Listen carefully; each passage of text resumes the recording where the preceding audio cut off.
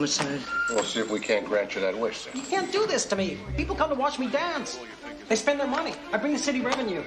Arnie, they can't spend it if they don't have their wallets. With me in jail, people will stay home. You'll regret it. Keeping the streets safe?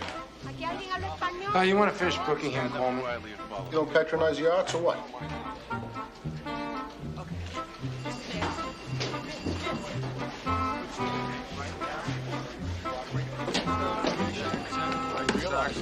Hey, Arnie, looking sharp. Today the precinct, tomorrow the White House. 2 weeks of liquor store break-ins, petty larcenies, car thefts. Oh, I can see what's coming a mile away. Purse snatchings, Mary Beth. How many more of these can you take? I know what's on your mind, Christine, so you want to get to the point? Sure. I want to go after Mansfield. Is that fast enough? Leave it go, Chris. No. We have the time now, and we certainly could use the excitement. Every time things get dull around here, you drag that one out and we get nowhere. He went underground. Leave it to narcotics. It is dead at narcotics. Dead at narcotics because we blew the collar. No, it is dead at narcotics because I blew the collar. I'm the one who entrapped him. We both got grief from the man. Now, what do you want to go get more for? I say we go out on the streets and we just churn up some accounts and see what comes up. I mean, he can't stay underground forever. Yeah, and who does this? Have your attention here. This gentleman wants to report a homicide. Someone just shot Leon Trotsky in Union Square Park.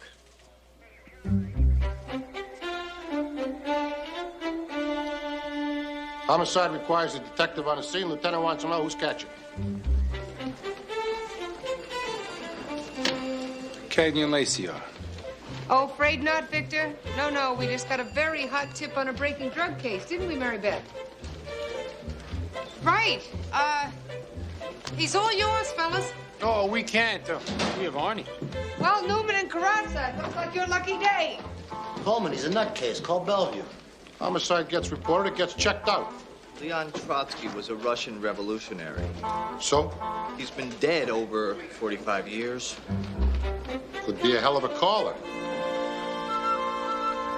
Thank you very much. You know my feelings about using informants, Christine. That is our only chance, all right? We've already tried it narcotics way. Mansfield was too smart to sting. If he's so smart, what would he be doing in Brooklyn? The 65th colored a major supplier last month, and the streets are just ripe enough for him to move in.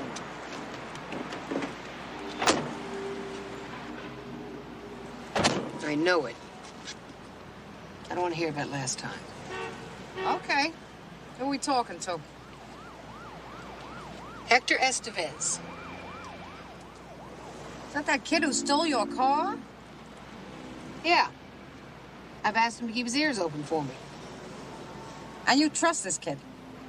Hector, sure. He helped me find my car, didn't he? As I recall, you threatened him with grand larceny auto. Then he helped you find your car. So he needed a little persuading. Pass me seatbelt, Chris. Put your seatbelt on, or I'm not moving.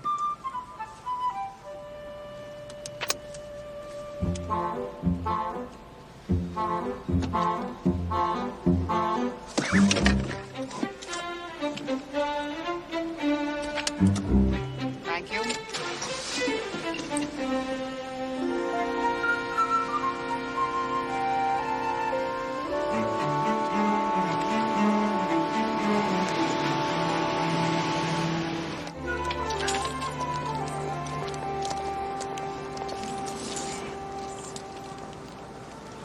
Cagney, you're looking good. Thank you, Hector. I'd like to meet my partner. This is Detective Lacey. How you doing, Mr. Estevez? Today, much better than expected. To what do I owe this pleasure? Oh, you're not telling me she lost her car again? Not since you left the business. You hurt my feelings. And to think, I've been saving one of these specially for you. I like him. You know, Cagney, I was just about to call you. Did you hear something? No, I just wanted to chat. Hector, you said that you would get in touch if you heard anything at all. You know, the first principle of business, Cagney, is motivation. You ask me to do a dangerous job. If I ain't got no motivation, how can I do this for you? Okay, Hector. What do you want? Well, it's my brother. Ernesto. See, he's a spiritual advisor who must travel from place to place and cannot always watch the meter. So how many parking tickets does he have? Just a few. Look, you find out if it's Mansfield. If it is, then we'll talk business. Oh, I like talking business with you. See you at the diner, Hector. 8 o'clock tonight. Cagney, again, you do me dishonor. See, in my neighborhood, the hombre asks the lady out. And I thought chivalry died. See you tonight, Hector.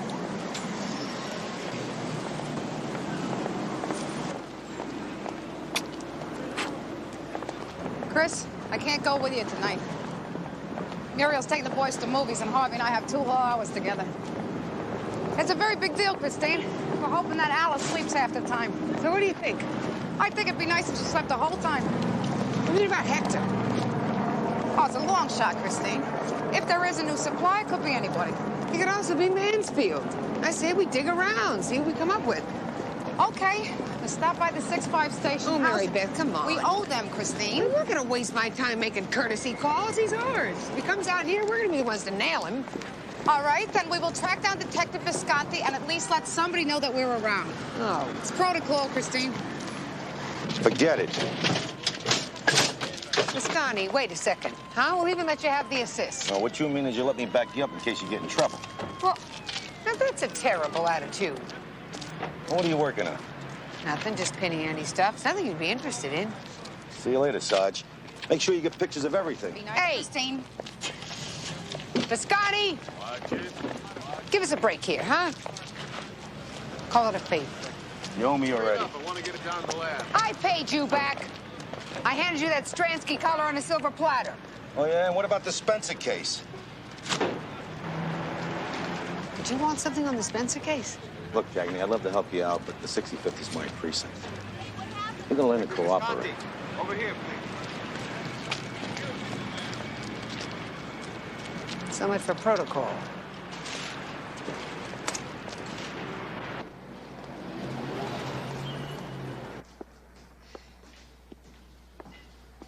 Sometimes I think Christine forgets we're all in the same department. I'm so sorry to be late, sweetheart. But first we had to go to Brooklyn, and then the last minute we got called downtown. It's okay, babe. Forget it. Oh, that's nice. You're not upset. Nope. That's nice. How's our little girl? Sleeping like a baby. You want to go look at her? In a while.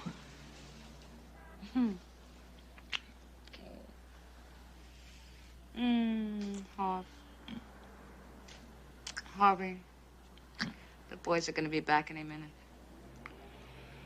You're wrong, Mary Beth. The movie got out 6:30, Harv. Mom took him for ice cream. Doubles, I hope. Sundays. The works. It's a man after my own heart.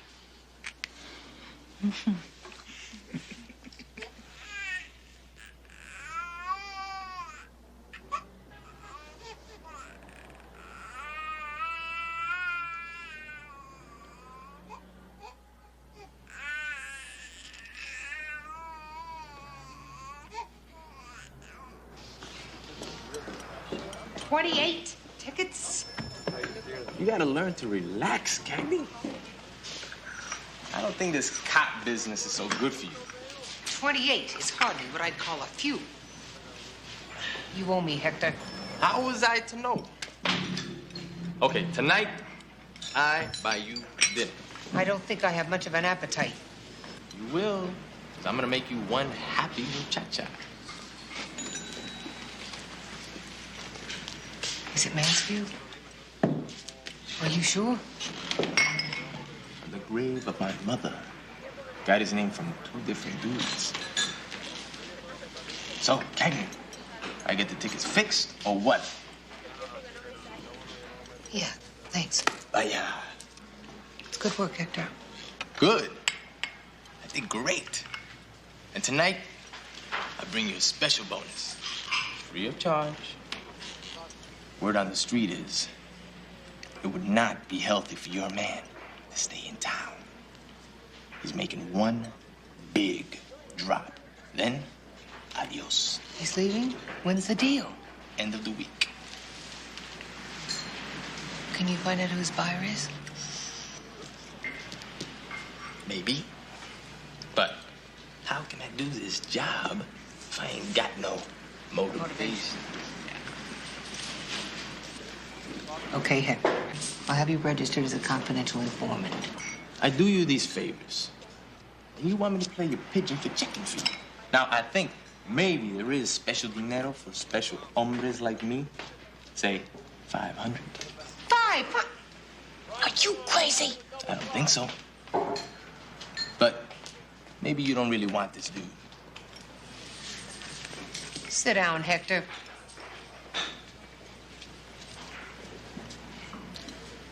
I'll see if I can get you 200. Listen, Cagney. I like you. And I want you to respect me. Now, would you respect me if I did what you asked for $200? I'll try for 3. But I want you to find out who's making the buy from Mansfield. And be here tomorrow, 2 o'clock. You got that? You drive a hard bargain. If I ever need a business partner, I might look you up.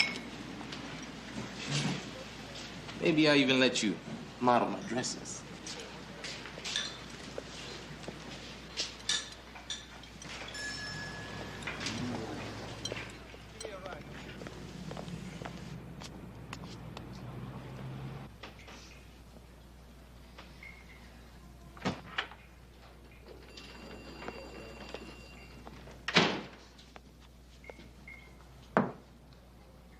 Morning.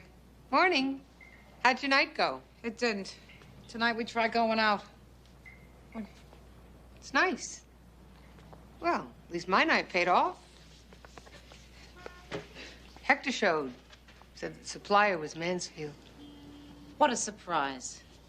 I got something here, Mary Beth. What you have is the word of a kid who is saying exactly what he knows you want to hear. Now I have this.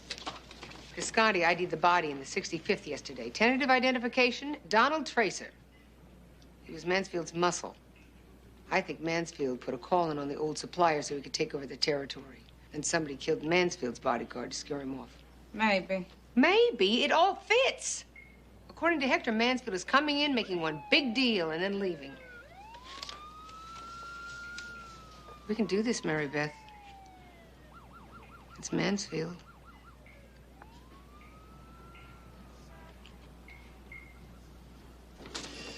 You two haven't forgotten already what happened the last time? No, sir. We have not. Well, crazy as it seems, the DA's office does not like it when our detectives entrap their collars. But this time we can nail him making the real drop. He can't force entrapment. You know they should probably go back to narcotics. But narcotics has never done anything with it, Lieutenant. Besides, Lacey and I are the ones who were jerked around by this creep. We deserve another shot. We'd like another shot, Lieutenant. With due respect, sir, the 6'5" did find his bodyguard in a trash bin yesterday.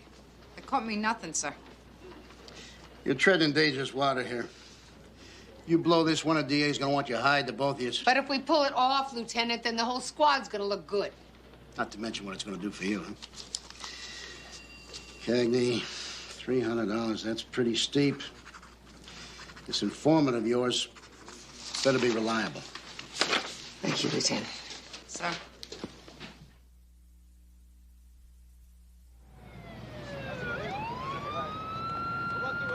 I would like to know why something like this can go down in my precinct, and I gotta read about it in the daily activity report.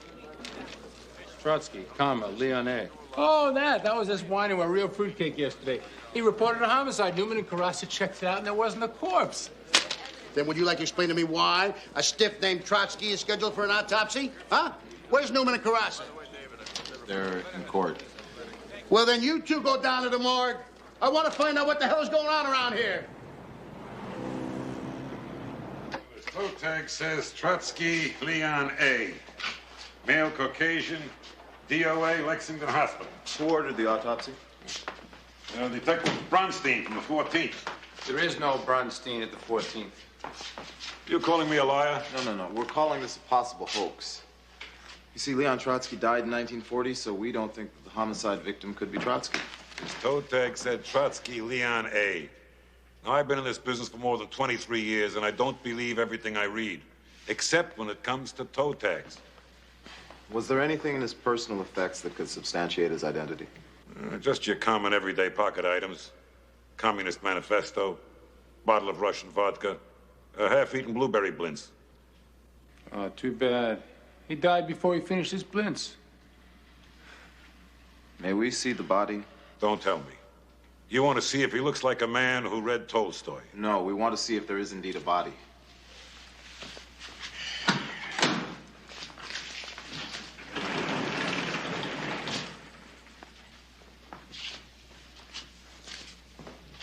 Trotsky, Leon A. As reported.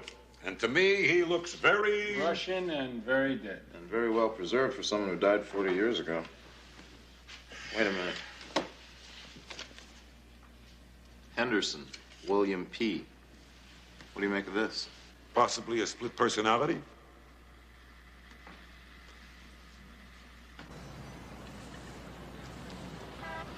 $3:34, Christine. I know what time it is. Face it, Hector's not showing up.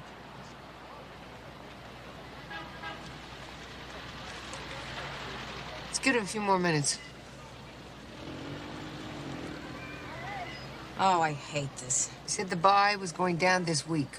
He also said he would meet us 2 hours ago. So punctuality is not one of his strong points. I hate using this kid, Christine.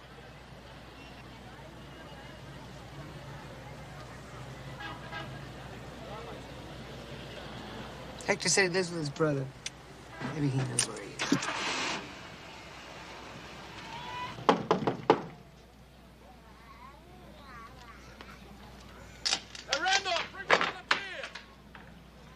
What do you want? I'd like to speak to Hector Estevez, please.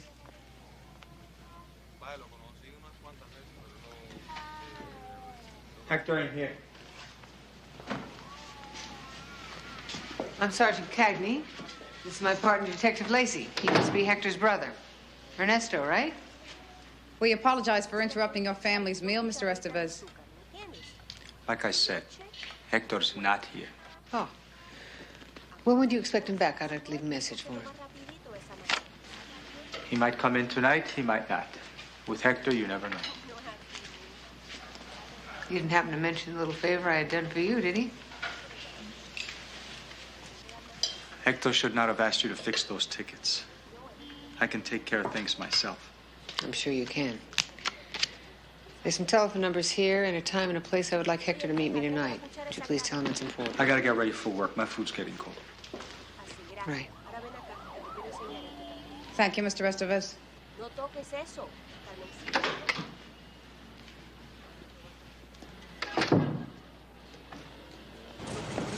I felt more warmth from my freezer. What did you expect? A simple thank you for the tickets would have been nice. You didn't do that for him, and he knows it. The man is not stupid, Christine. His brother is your informant. You think Hector's the only one involved here? It affects his family, too. They have to live in this neighborhood. I'm not going to apologize for doing my job, Mary Beth. You think he cares if we bust some dope dealer? His brother's working for the cops now. That's all this means to him.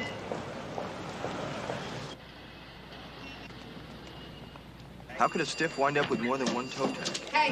Don't ask. Give me 2 minutes, okay, sweetheart? Sure. Well, who filed the autopsy report? Hey, look. It was a phony. Someone named Lev Bronstein. Lev Davidovich Bronstein. Leon Trotsky's real name. Yeah? I wonder why he changed it. I wonder why Victor Uzbeki didn't. Yeah, well, maybe he knew someday he was going to be assassinated. Yeah, Mrs. J, what's going on? Oh, no. You know, he was killed in Mexico City. Okay, all right. The same place Lee Harvey Oswald went 25 minutes top. the year he shot Kennedy. You're not saying there was a connection? Sure. See, the man who killed Trotsky was a Stalinist agent named Raymond McCarter. He was released from prison in 1960. He could have gotten in touch with Oswald and set up the whole Kennedy assassination. Harvey, excuse me. There was a babysitter calling. She thinks she's coming down with something. We should go home. You know, Oswald did go to Russia. Now, he just may have been recruited by Raymond McCarter.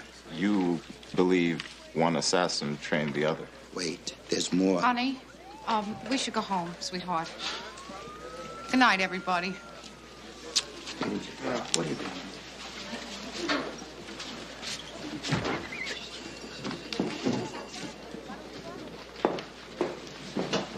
Some poor schlub with too much muscatel in his belly claims that Leon Trotsky got shot in Union Square Park, and you're telling me that it's connected to the death of John Fitzgerald Kennedy? Yeah, and you probably think that Jack Ruby just happened to be in that tunnel when they brought Oswald out. Mary Beth, the whole Warren Commission was a whitewash. Harvey, I thought that you and I agreed that you were going to talk about this one day a year, and one day only. November 22nd only. Yeah, but didn't we miss a year? No. You got the route. It's great, man. How's your father? Reese, you should not come to the park alone. So you're gonna make Nobody told you it could be dangerous? Where were you today? I was busy doing your job. To find out who the buyer is? Right down to business. Estevez reporting for duty, sir. Stone. Smart officer, Cagney. You gonna arrest me? Oh, cut it out, will you, Hector? Come on, talk to me. Your man Mansfield, he's selling to a dealer, Rafael Martinez. How do you know? Little fox took a shine to me. She's a runner for Martinez. Had some coke, excellent stuff. I said there'd be more Friday night. Got a dinero? The money's in the works. Listen, why don't you get back to her and find out when it is? I'll get you more money. You got some attitude, Cagney. Next, you're gonna have me doing your reports. Look, I will take over as soon as I know where the deal is. Or maybe I should go ask Martinez himself. You stay away from Martinez. And you stay away from my family. You had no business going to my place. Well, then you show up when you're supposed to. I got you what you wanted. We're not through yet, Hector. Or is that what this is all about, huh? Are you backing out on me? Maybe you just don't know when to quit. I thought I could count on you. I thought you were smart enough to handle yourself. Now, maybe I was wrong.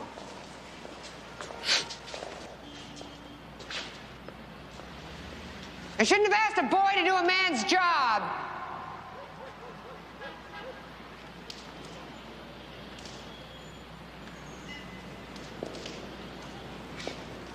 Maybe you don't have what it takes.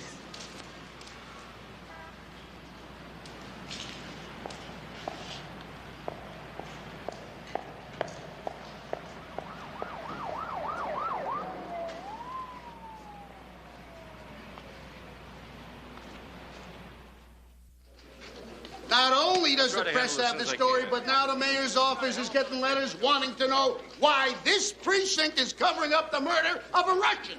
Lieutenant, this is some clown's idea of a joke. Oh, yeah. It turned out to be that the body belonged to some forklift. I don't care if it belonged to the commissioner himself. I want you to go down to Union Square Park, find the wino that was in here, and get to the bottom of this today. Nothing yet, Sergeant. Okay, keep trying. Run through every spelling you can think of.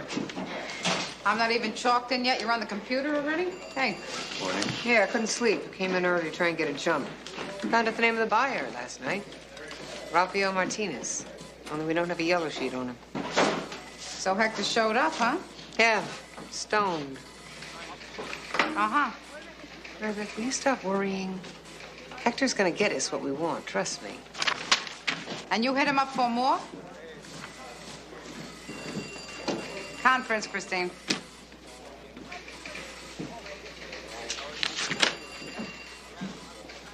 Please. He came through for us. We have a name now. I don't know what in the hell it is you want, Mary Beth. I want you to let him off the hook. I don't have any hooks in him. He showed up stoned. You're still using him anyway. He is an informant, Mary Beth. He knows what the risks are. Don't pretend to me that you don't have feelings for this kid. The kid, Christine, what's he, 19, 20? I've seen the way you work. He's not going to be able to say no to you, and you've got him off after a major dope dealer. He's given us the only leads we've got. Well, what happens after this? What happens to his family? What happens to Hector? Hector can take care of himself. Trust me on this one. That's what you want to believe, Look, Christine. Mary Beth, I can't back off it now. We'll lose Mansfield. Then maybe we lose him. What else is new? I can't believe you just said that. All you can see is the thing that you want. Mansfield's got you again. He made you feel like a fool the last time, and you can't let it rest. I have to take this in. He made us play by his rules, and it blew up in our face. Admit it, and make peace with it. I am after this man because I hate what he does, and I've told you that. He makes these deals. He doesn't give a damn how many lives he destroys. Well, I want him, and I'm going to get him. No matter what? You got it.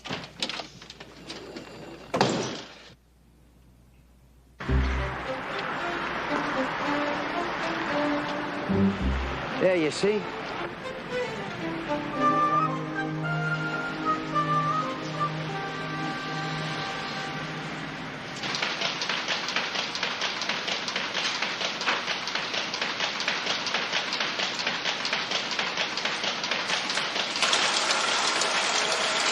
Mr. Polonaise, I presume? Yeah, what can I do for you? You're under arrest.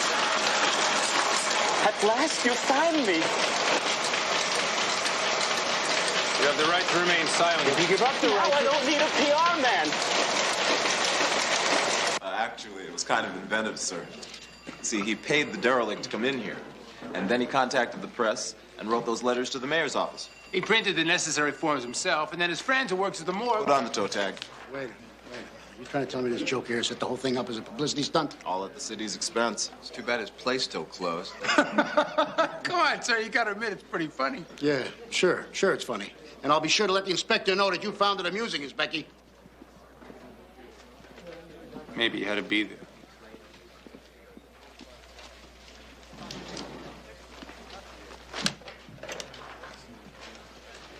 What are you doing? I'm gonna go change. Harvey Lacey and I have a date tonight, which I'm not gonna miss. We've been at it all day, Sergeant, and getting nowhere, as I might add, so please don't start on me with those looks. There's got to be something here on Martinez. I agree, but staring at those records all night is not gonna make it appear.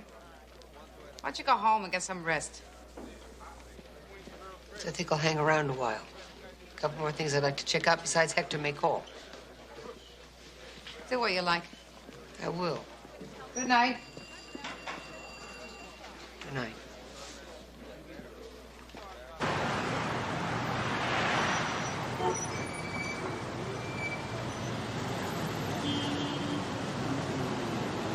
Do you really think you can get this guy? She does. What about you? I would love some more champagne.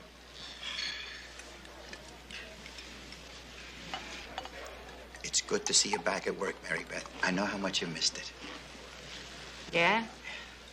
Want to know what else I missed? We got each other for the next 3 hours all to ourselves. Here's to tonight. The most beautiful woman in the world.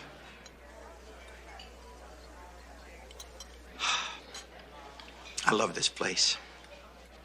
Oh, Mary Beth, do you see these beautiful Tiffany lamps? I mean, are they beautiful?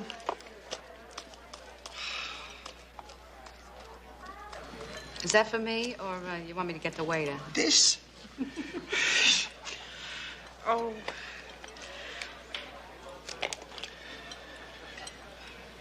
Oh, Harvey. That's a room key for here, but I'm just... Ready and waiting in our name, babe. Honey. Oh, wait, Mary Beth, hold it. I know what you're gonna say. We can't afford it. I wasn't gonna say that. And I know we only got it for a couple of hours. But Mary Beth, I figure we deserve it. We do, Harvey. But taking a room here, Harv, you shouldn't have. I know. Because I did too.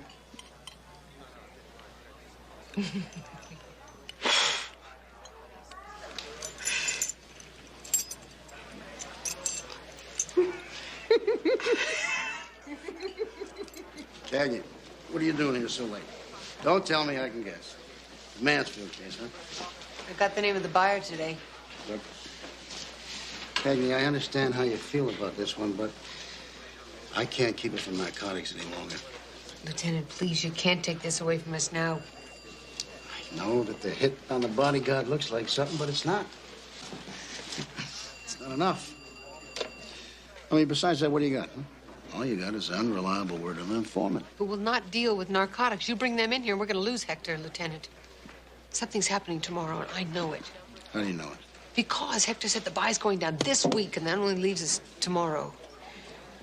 Now, if Hector leads us to Martinez, then we can sit on him, and he'll take us to the buy and to Mansfield. Talking a very long shot here. I'm talking one more day.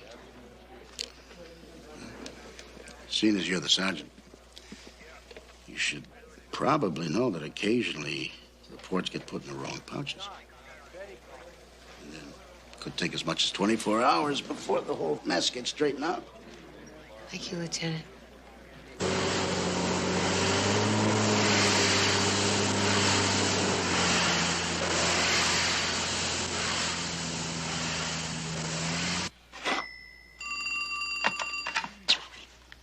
Hello? Who? What have you got? Okay, I'll be right there. Give me 30 minutes. Oh.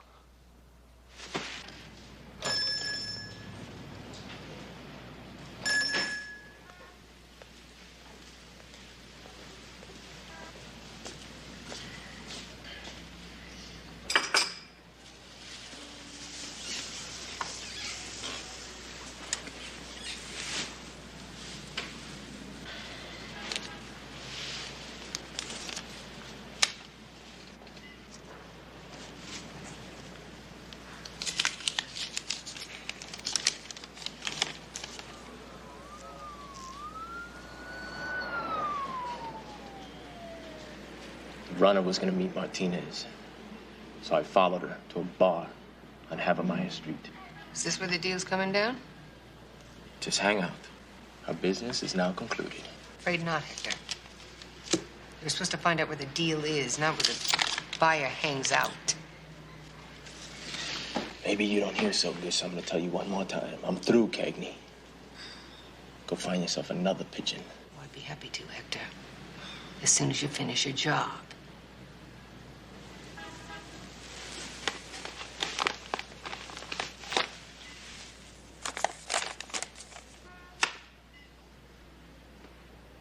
What is this with you, lady? Don't you ever stop? No. Not until I get this man off the streets. Don't jive me, Cagney. The streets are full of dealers. I want this one. This Mansfield, he did something to you. This is personal. You and him. Am I right? I nailed him once. I made a mistake, though, and he walked. I'm not gonna let that happen again. Oh, yeah. So this dude made you look bad in front of all your compadres. I don't give a damn what it looked like. Then why don't you quit? Because I can't. Not now. Too close.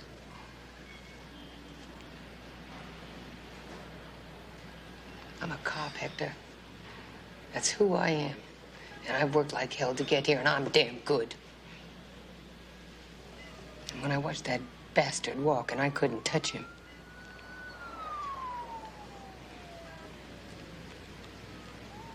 I don't like to lose.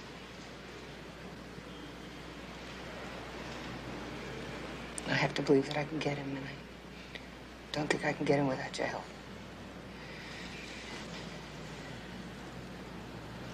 I need your help, Hector.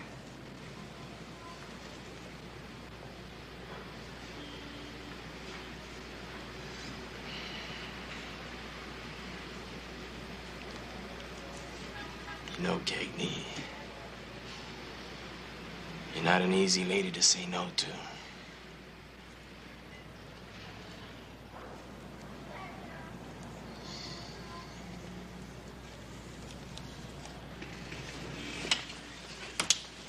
I have to know where that deal is.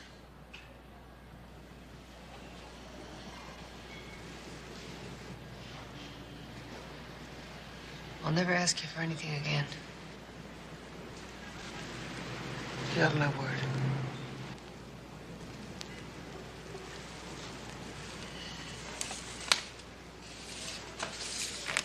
Forgot your paper.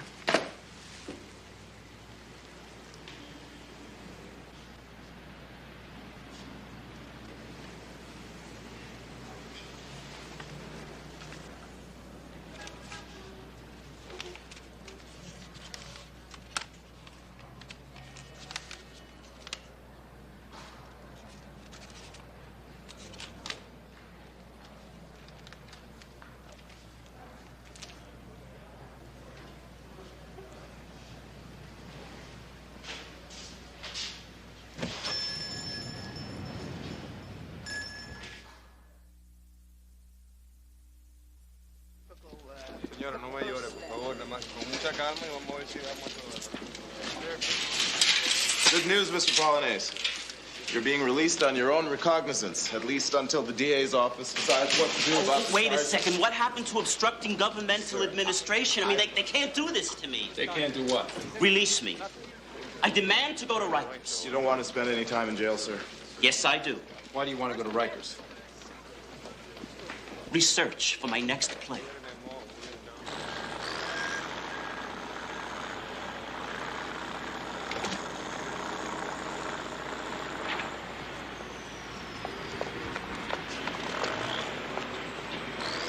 So, talked to Ernesto's wife. She says Hector took off early this morning and she hasn't seen him since.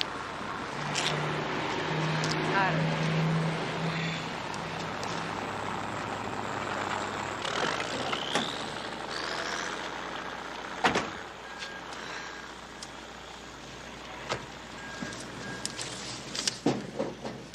Looks like this bar's our only lead. I don't picture Mansfield doing business out of a place like that. He's not gonna get his hands dirty here. He'll let Martinez come to him.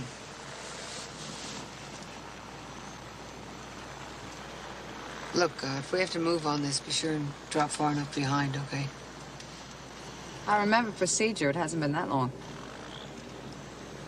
Sorry? Who knows?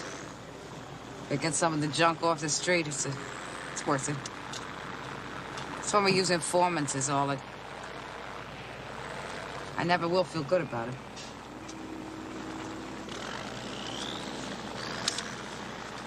I'm starving. You want something? No. Mary Beth.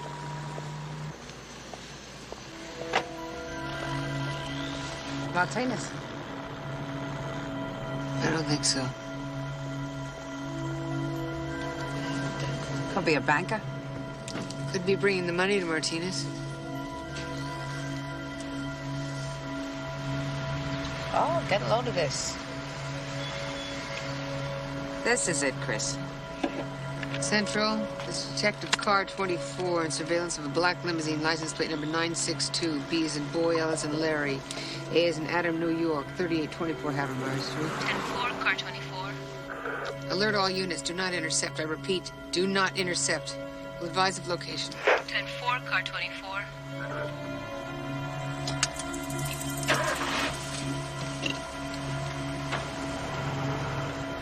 Go. Subject auto leaving now. Proceeding north on Havermeyer. Will advise.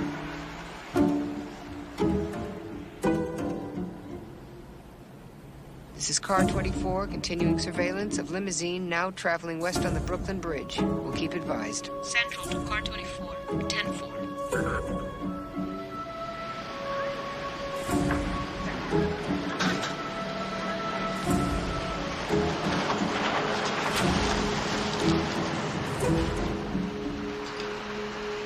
Detective Car 24, surveillance complete. Present location, 300 block Vernon.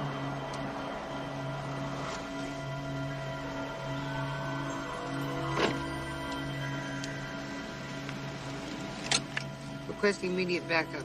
We're going in. 10-4, Car 24.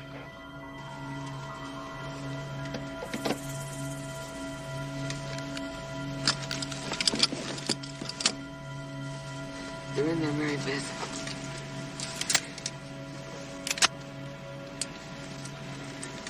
Nice going, Hector.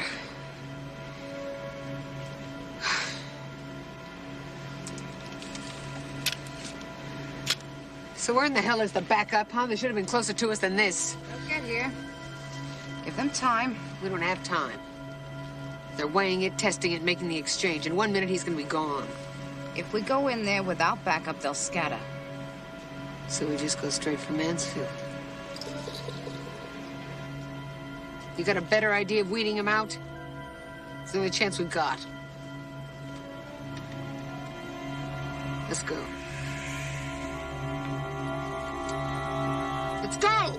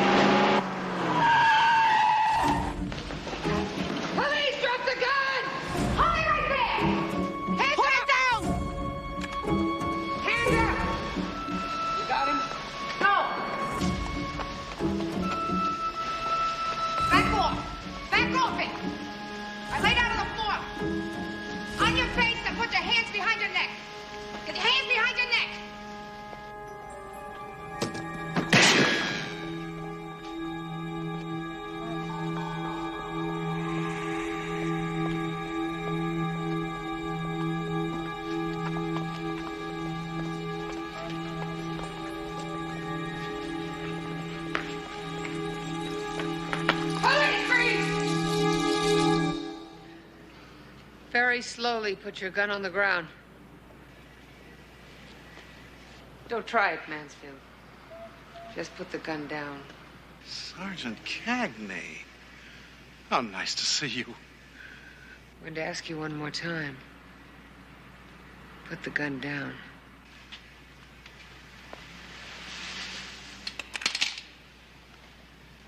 Kick it towards me.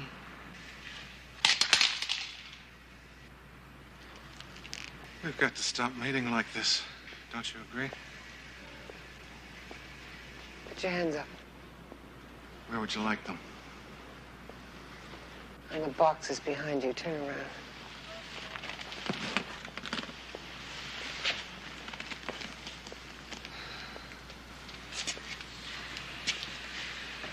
You're under arrest. You have the right to remain silent. Oh, by the book, I'm impressed. You give up the right to remain silent. Anything you say can will be heard against you in a court of law. Not bad for your second week back. Jackie, Lieutenant's looking for you. I think I can live No, Coleman, I'm on a roll here. Easy. Put your wallets away, boys. My partner and I are buying. Okay, we'll let you buy. Make him feel better. Hey, guys. Don't tell me you didn't hear about what came down. We heard about it. Nice collar. Thank you, Marcus. Nice. Nice collar? Lacey, Cagney, I want to see the both of you in my office. Is this about the Mansfield collar, sir? In my office, please.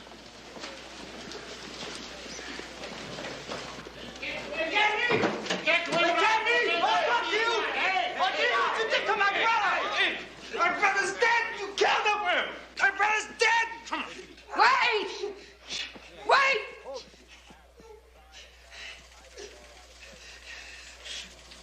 Let him go.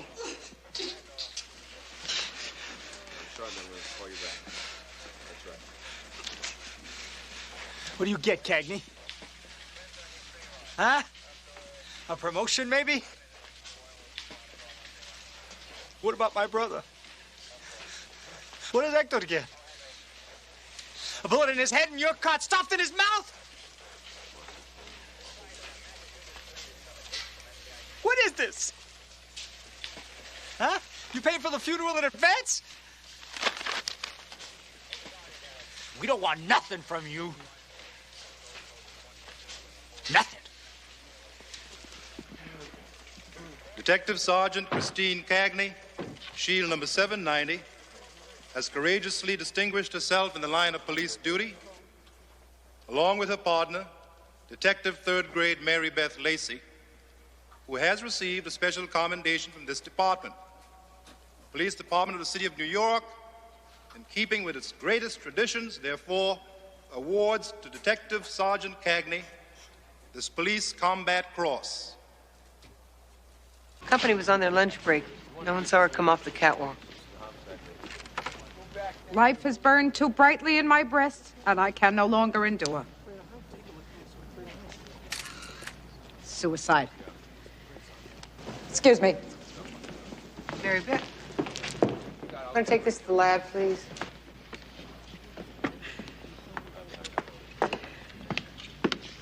What's wrong with you? Nothing. I got something in my eye. You're crying. No, I'm not. I got some dust or something in my eye. It's very dusty here. Mary Beth, talk to me. What is wrong? Do me a favor, Christine. Don't argue. You're right. It's very dusty in here. I can't believe it. I can't believe that Noreen Dixon would commit suicide. There was nobody else in the theater, Mary Beth. There was a suicide note found in her pocket. There was nothing. No, I don't mean that, Christine. I mean that she was Noreen Dixon. Oh, hey, listen to me. She was an actress. Actresses are a little weird, you know that. That's a very prejudiced thing to say, Christine. What? Hey, I'm sorry. Actresses are artists. Everybody knows that artists have a couple of screws loose. And none of us regular, ordinary people do. I wouldn't say that. Well, I wouldn't say that either. Mary Beth, wait up. Hello? Hey. Hey. Hiya, babe. Hiya. Mwah.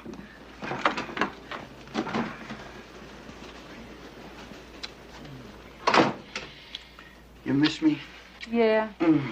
A lot. We're in great shape, Mary Beth.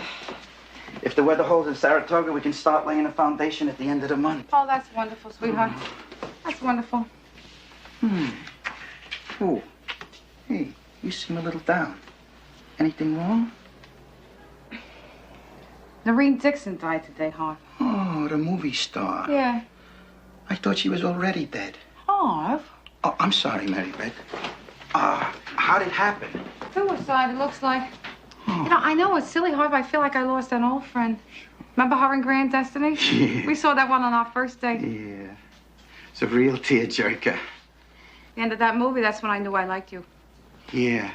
You were crying your eyes out, and I was kicking myself for not having a handkerchief. Oh. Yeah.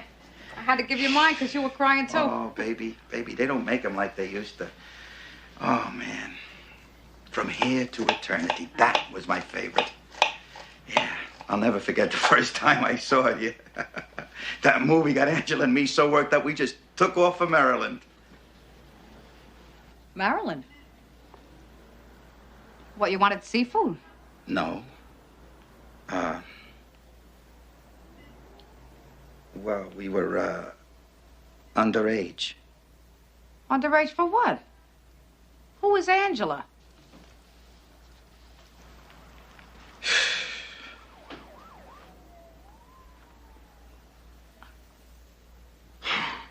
Mary Beth, I was 16 years old. I mean, I thought I was in love. I mean, you know how kids are. Angela, she told her parents she was gonna spend the night with her girlfriend, and so we drove down to Maryland and we got. You got what? Married. Married? Sweetheart, we didn't even spend the night together. I mean, we couldn't afford a motel room, so we drove back. We were gonna try and borrow my brother's apartment, but Angela's father was waiting for us at the Jersey Turnpike, and yeah, he took us straight home, and he got the marriage annulled the next day. So you see, babe, it was nothing. Angela. The first Mrs. Harvey Lacey. Oh, Mary Beth. You better get ready for dinner, Harv. You're not mad, are you? Dinner's gonna be ready soon, Harvey, and if you're not, it gets cold. Yeah, boy, sure smells good, babe. What is it? You have your secrets, Harvey. So do I.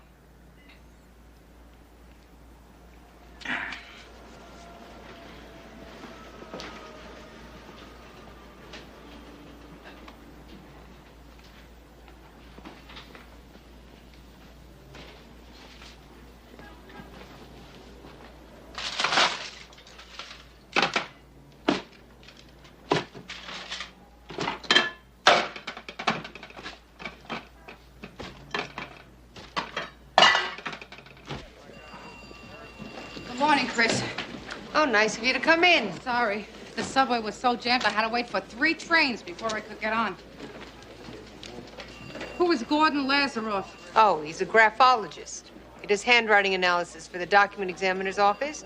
They sent him Noreen Dixon's suicide note. Claims he's discovered something very important. What? I don't know. He says he has to come over and tell us in person. That's exactly what I want to spend my money. Well, maybe he really has something. Maybe the next pope will be Jewish. Maybe Mr. Lazaroff will be single and good looking. Maybe the next pope will be a woman. Sergeant Cagney? Yes. I'm Gordon Lazaroff. Yes, Mr. Lazaroff. Please, won't you sit down? Oh, thanks. I'll try not to take too much of your time. Oh, we appreciate anything you can tell us, sir. You're very kind. Most of the department isn't. They think what I do is strange. Some people, even in my own office, hum the theme from the Twilight Zone when I walk by. Hard to believe. Could you tell us, please, exactly what you found in the suicide note, Mr. Lazaroff? Yes, you can see it very clearly right in this part here. Life has burnt too brightly in my breast, and I can no longer endure. Now, look at the energy in the B loops. Burnt, brightly, breast, and the way the O's are crossed. To, no. Look at the strength in those L's. Life, longer. This is not Noreen Dixon's handwriting. Oh, no, it's hers, all right. No, there's no doubt that Noreen Dixon wrote this note. So what is your point? When she wrote it, Noreen Dixon was not the least bit suicidal.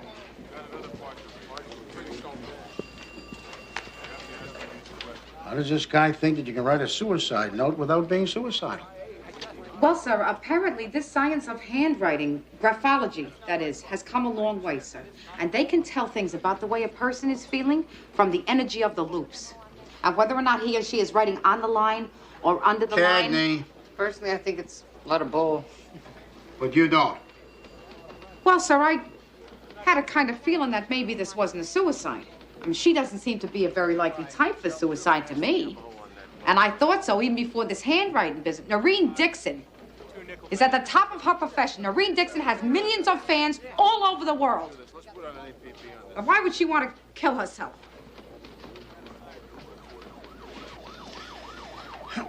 Evidence. When do we get the ME's report? Any minute now, sir. All right, so let me know when he comes in. Yes, sir. Cagney, you got a minute? Yeah, sure. Maybe you better sit down. You want me to close the door? Yeah, please.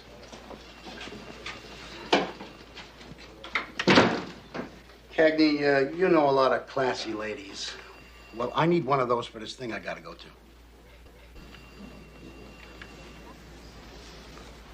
You want me to find you a date? It's black tie and it's Friday night. This Friday? Yeah, it's short notice, I know that. I'm sorry, but the woman that I was gonna take, turns out that she's got other plans that night. Lieutenant, I'm not even sure I'd know your type. You know, maybe... Well, she should be good looking, but not a Miss Universe. Beautiful, but not a stunner. And she should be intelligent. But, you know, not so smart that I don't know what she's talking about. No rocket scientists, huh? And she should have a good sense of humor. A nice laugh. But she doesn't have to be a stand-up comic. So forget Joan Rivers. And if she's a little younger, well, I can handle that. But no teeny boppers, okay? Well, Lieutenant, the Most of the women I know are a little more sophisticated than that. Oh, yeah, sure. What am I worried about? If she's a friend of yours, chances are that she's no spring chicken.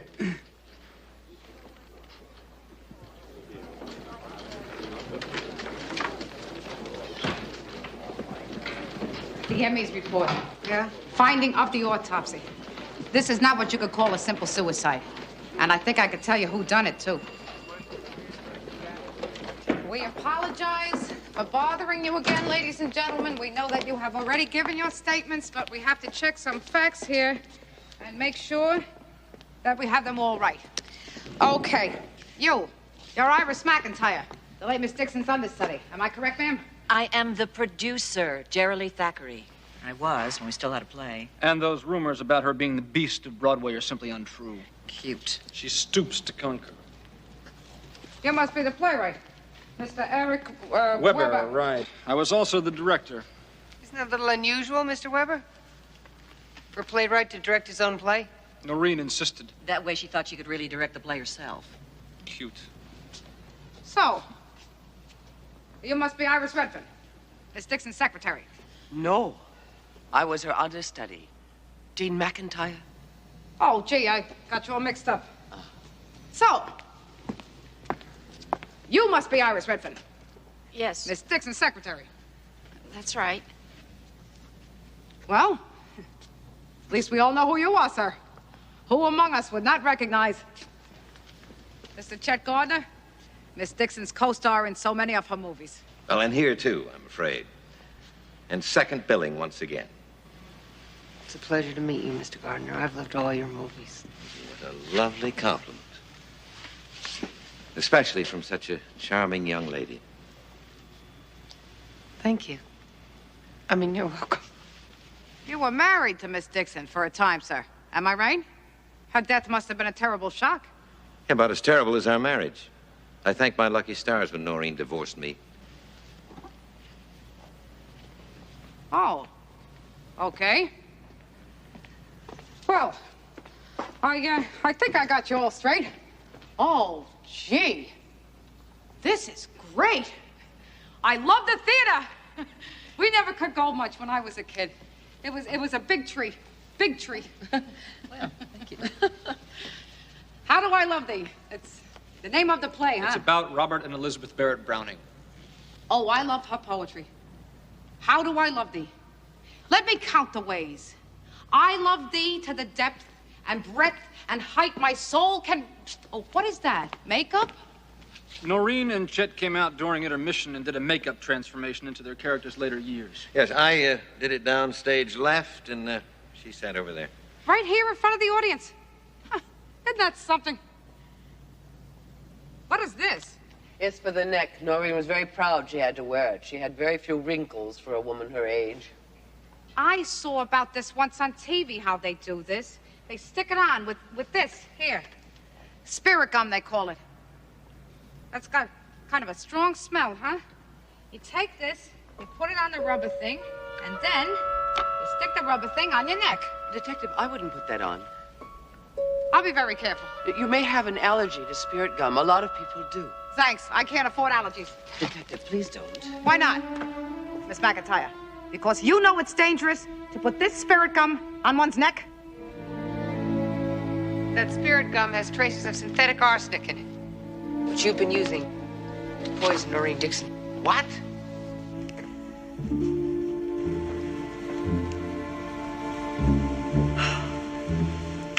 Miss McIntyre, I'm afraid we're going to have to take you downtown for questioning. I told you I didn't want to kill her.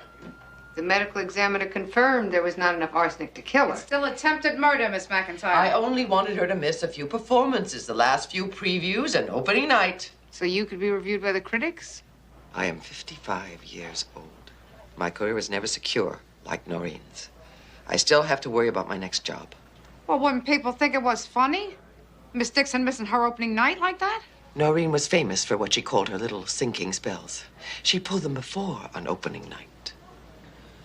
Let me get this straight. You say you have no hard feelings for Miss Dixon. You just wanted to help your career by poisoning her. All right. You'll find out sooner or later. I didn't kill her. But I hated Noreen Dixon more than I've ever hated anyone in my life. We met when we were both ingenues back in summer stock. In one play, I had the lead. She was my sister. We had a big emotional scene where she had to slap me. On dress rehearsal, she accidentally forgot to take off her ring. It cut my face all the way to the eye.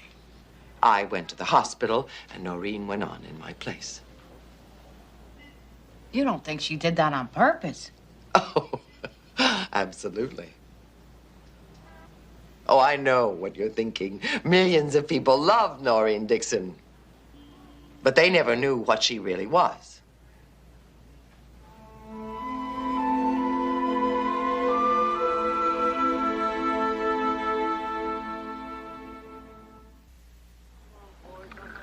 Okay, so the understudy has an airtight for the time of death. This producer could have pushed Noreen Dixon off that catwalk. Forensics didn't find anything to prove she was pushed. They didn't find anything to prove she wasn't. The producer does make a fortune due to Miss Dixon's death. You think she's the type to kill for money? Vito! No, Vito, be careful with that backdrop. It cost a mint, and I want to use it again. Oh, hello, ladies. I can give you exactly 5 minutes of my time. Ooh, love the coat. This is a homicide investigation, Miss Thackeray. Well, you arrested Jean McIntyre. I thought it was over. She was charged with felonious assault and released on bail. There's no actual evidence that she killed Miss Dixon. I see. So, I'm a suspect again. We found out something quite interesting, Miss Thackeray. You had trouble insuring this production, did you? Every company in town knows about Noreen Dixon's reputation. Apparently, you had to settle for a policy with a special clause in it. You weren't covered if she got sick. The only way you could cash in on your play, if it failed to open, was if Miss Dixon died. In case you've forgotten, I accounted for my whereabouts at the time of Noreen's death. Yes. In your original statement, you said you went to Sardi's to have lunch with your accountant. And he confirmed it. The waiter said that you were gone from the table when the salad was served. And the stage doorman remembers you're coming back here. Well, I'd forgotten my appointment book. That's why I came back. Uh-huh. Did you see Noreen Dixon when you came back? No, but, well, I could hear her going over her lines in the orchestra pit. I knew better than to bother her. What's that? Well, Noreen had a tendency to, scream at people. You didn't like her very much, did you? Our relationship was a legend in show business. Everybody knew we loathed each other.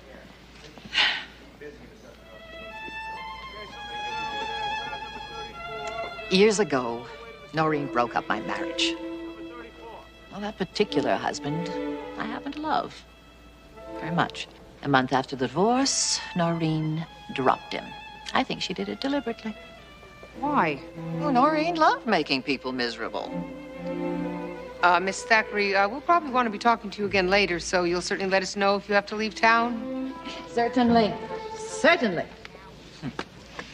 Oh, well, I wasn't the only one who could have cheerfully killed Noreen. Almost everyone I know had something against her. Tom. Not exactly Miss Congeniality, our Noreen. Sometimes, Christine, when people are on top, other people get jealous. Jealous? We've heard things about Noreen Dixon that makes Lady Macbeth look like Mary Poppins. Maybe you shouldn't believe everything you hear, Christine. Thank you.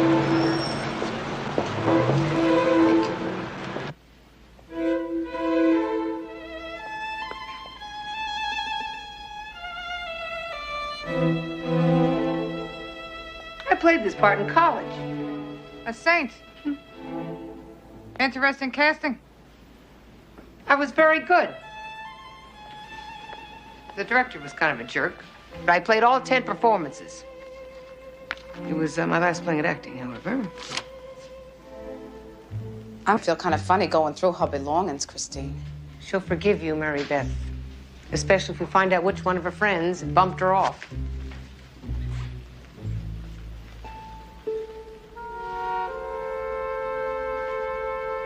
Come here, look at this. Look at this here. My Life Upon the Wicked Stage by Noreen Dixon. Her memoirs? Oh, what? Let me.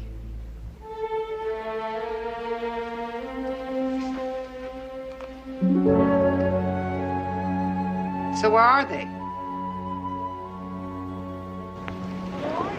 Leave a message when you come in, please. Miss Dixon's secretary didn't answer, so I left a message on the writer's machine.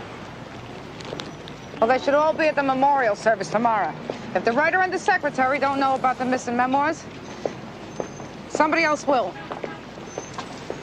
Do you have any single friends, Mary Beth?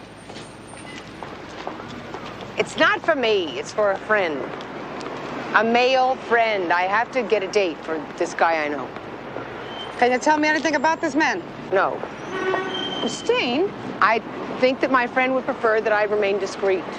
You're asking me to blindly set this fellow up on a blind date? You don't want to help me? You don't have to help me. I would like to help you, Christine. You're not giving me much to go on here.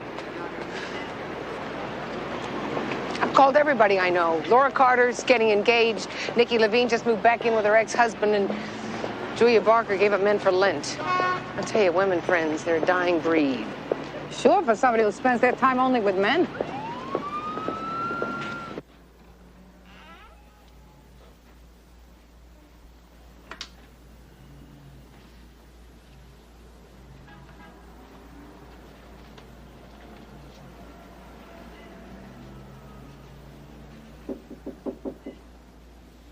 You missed a great musical, babe. I was not in the mood for Nelson Eddy and Jeanette MacDonald. You're not gonna wear that stuff to bed. This is deep cleansing, Harvey. I can't get deep cleansing in 5 minutes. The direction said overnight. About as long as your first marriage. Mary Beth, I don't know what you want The from me. truth would have been nice. I told you the truth. By accident, after 17 years, you think you know a person. Babe, it never occurred to me to tell you. Sure, I'm only the second wife. Damn it, Mary Beth, that didn't mean anything. We were married less than a total of 24 hours. And then it completely slipped your mind. Okay, you want to know what it was? It was sex. Not in front of the baby, Harvey. That's what it was. We wanted to do it, but we'd have felt too guilty if we weren't married. Is this supposed to be making me feel better? Damn it, Mary Beth, we didn't get near her bed. The father caught us before we did anything more than kiss. Poetic justice.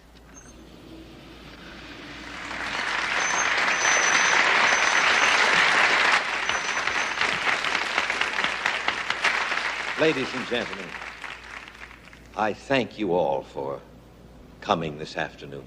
Would you look at that man? Huh? And I'm 20 certain years, he hasn't aged one bit. My heart of hearts, as dear Noreen used to say, that wherever she is touched and gladdened. Everybody hated Noreen Dixon so much. How come there isn't an empty seat? Give the people what they want, Mary Beth. They'll show up for it. No one more than I know what the passing of our beloved Noreen really means. This sudden emptiness. Makes you want to throw up, doesn't it? I told Chet I'd write him a eulogy, but no, he insisted on giving his own. Actors. He could read the phone book. Still the sexiest man in the world. Will you please? So you said you wanted to know about Noreen's memoirs, hmm? Celebrate her life. Have you seen them? Oh, no, Noreen wouldn't let anybody read them. She took them with her everywhere, though, scared poor Chet to death. And her greatest qualities always came out in the littlest ways. For instance... Scared Mr. Gardner? Well, for 20 years, she threatened to tell a secret to the world. Every time Noreen wanted to get Chet, she just hauled out those precious memoirs that supposedly told all. Told all what? You're kidding. I thought everybody in New York knew, even if they didn't in Peoria. Noreen and Chet were married in name only. He's as gay as the 1890s. With regal grandeur, she stepped out of that limousine, and with a wave of her hand, she stopped that traffic cold. I thought, this is a true lady. Sergeant, there were times I could have annihilated Noreen. But I am an actor, and I don't do such things in real life any more than you do. You and Miss Dixon went back a long ways, didn't you, Mr. Gardner? Your first picture together, Broadway Babies, 1950. Am I right? Much as I hate to admit it, yes. Look, I'll tell you our whole sordid story over a pot of tea. Please make yourselves comfortable. Oh, thank you. Another fantasy down the tubes. Still, he has nice eyes, don't you think?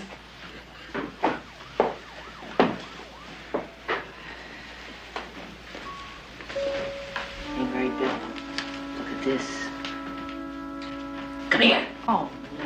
Come here. This is another secret. I'm not so sure I want to know. Remember when Chet Gardner said he didn't steal Noreen's memoirs? Yes. How do you think he's going to explain that? My Life Upon the Wicked Stage by Noreen Dixon. That's kind of coincidental, isn't it, Christine? It's like something out of an Agatha Christie book.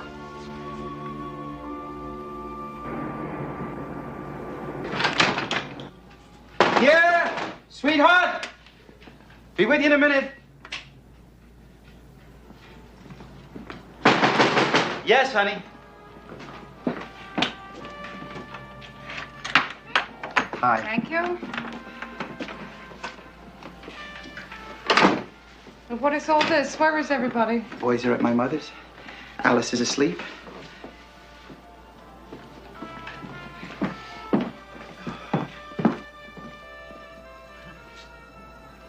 It's for you, babe. Feeling pretty guilty, aren't you, Harvey? Huh? You went to a lot of trouble here. I'm trying to make up, Mary Beth. Is this what worked on your first wife?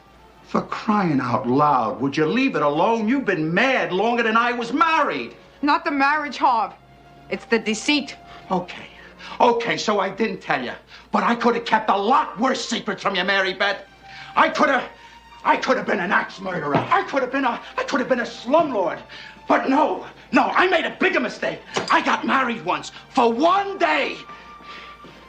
And now I'm gonna have to be crucified for it the rest of my life. Harvey? Here, you eat the dinner. I'm going out. Harvey, wait a minute. You know, it could have been a lot worse, Mary Beth. I could have worked for the CIA.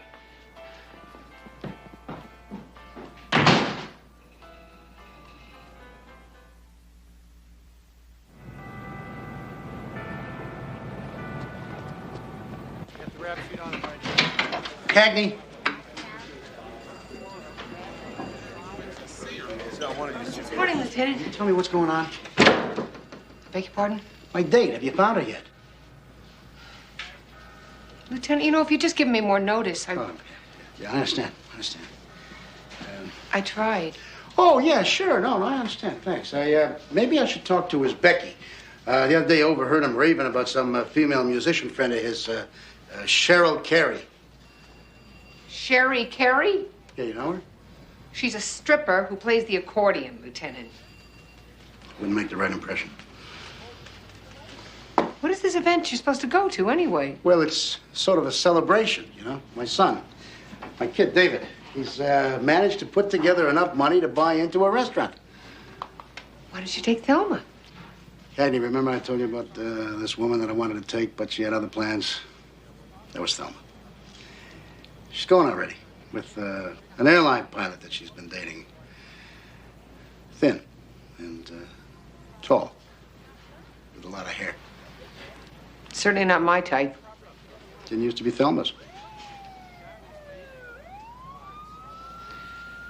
Lieutenant, I do know somebody who'd fit the bill. Oh, yeah? She's a workaholic.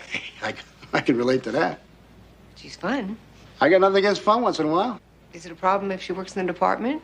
Hell no. No. What precinct is she in? 14th. Serious? Every now and then. That's just great.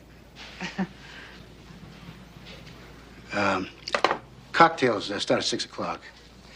And then a buffet dinner after that. I'll pick you up, okay? Okay.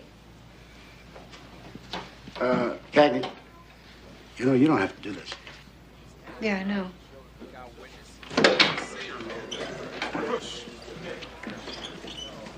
Yes, sir, and she had received the advance and everything was... But you never saw any of the actual manuscript of her. All right. Thank you very much. Goodbye. What was that all about? Noreen Dixon's publisher. He says Noreen Dixon never turned in any of her memoirs.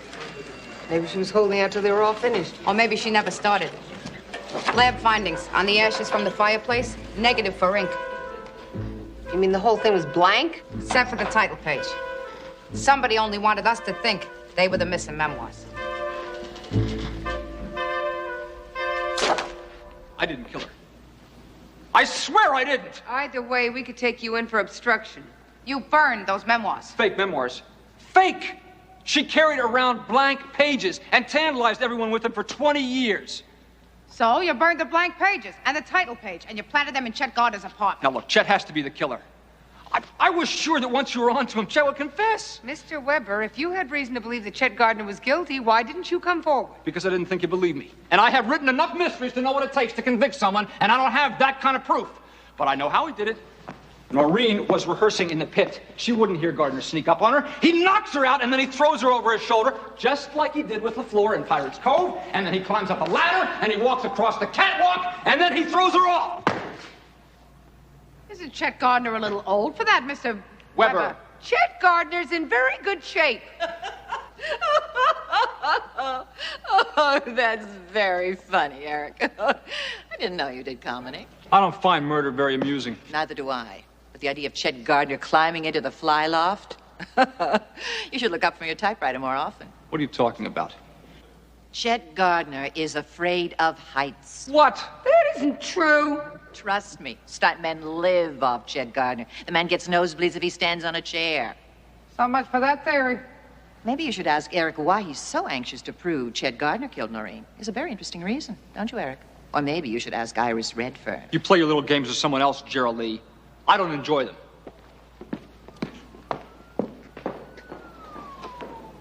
You care to explain what you just said, Miss Thackeray? What? You haven't been very straight with us, neither one of you. I don't know what you mean. Well, my partner loves old movies, Miss Redfern. And she remembers that Noreen Dixon had played a character named Iris Mayfield. around the time that you were born. In All My Tomorrows with David Niven. So we did some checking. And we found out that you, Iris Redfern, are Miss Dixon's niece. Since when is nepotism a crime? Nepotism is not, Mr. Weber, but fabrication of evidence is. You went out of your way to set up Chet Gardner as Noreen Dixon's murderer. Why? I told you, I thought... I know what you told us. What you didn't tell us is that you and Miss Redfern are rather involved. Mrs. Thackeray said that Noreen Dixon had forbidden the two of you to see each other. Mrs. Thackeray also told us that you were rather bitter about that. Working night and day for a prima donna aunt who wouldn't let you have a private life of your own? Maybe bitter enough to kill for your freedom. Oh, come on. That's ridiculous. Iris couldn't murder anyone. Why should we believe you, Mr. Weber? You've already lied about Chet Gardner, setting him up to protect your girlfriend here. I did not kill my aunt. She was mean and vain and impossible to work for, but she was also the only family I had left.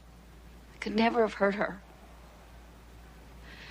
Eric lied to protect me because he knew I didn't have an alibi the afternoon she died. It was a mistake, that's all. Because he loves me.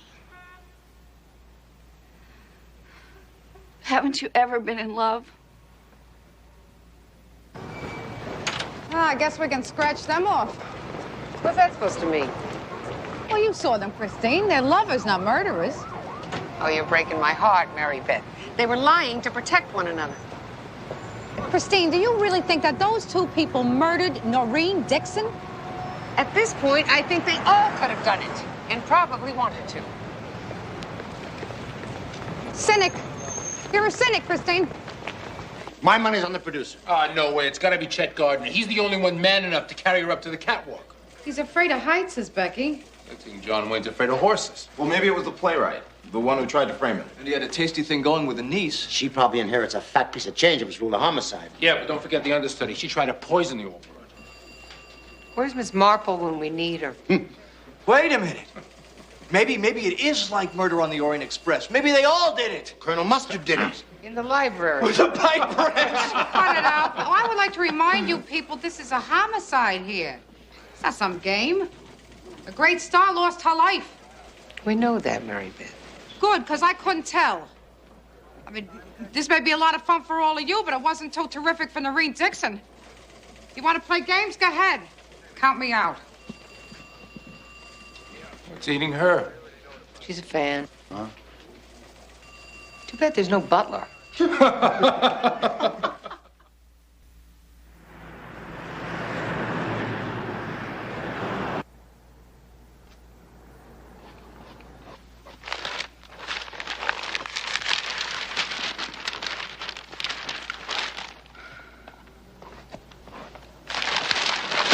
we going to work this out or what? How long are you going to continue acting like a teenager, Mary Beth? Did you love Angela? Yeah, as much as you could love somebody when you were 16 years old. That's how old you were the first time. Was she the one? Yeah, but that was much later. We were supposed to not see each other, so we sneaked off to my brother's place. Romeo and Juliet. You don't have to tell me all the details, Harvey. Oh, honey, that was such a long time ago. What Angela and I felt for each other, that was puppy love. It was a warm-up for the real thing. It wasn't a marriage, Harvey. It was the secrets. I felt like I didn't know you, like I've been with some stranger the whole time. Honey, I swear I didn't mean to keep any secrets. I had almost forgotten. I want us to be honest, Harvey. Not like the rest of the world. I promise.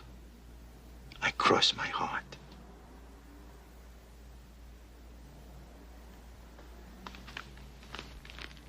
So this Angela, was she pretty? We're being honest here, Harvey. How honest? Never mind.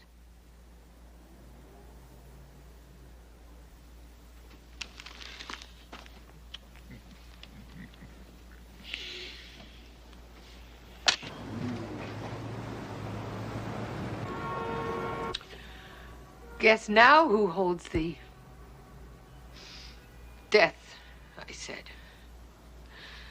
But there the silver answer rang. Not death, but love.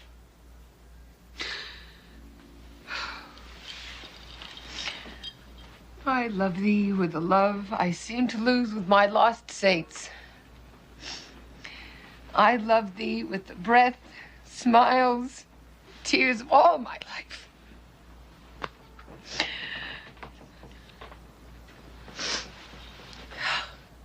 And if God choose, I shall but love thee better after death. Ah! Great stuff.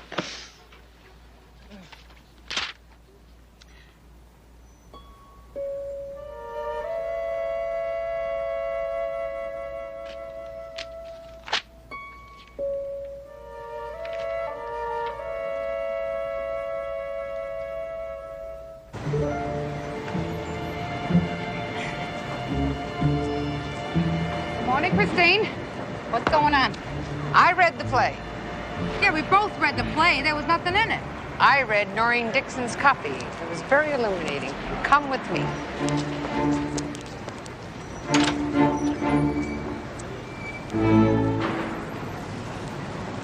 In the scripts we read, there was no mention of suicide.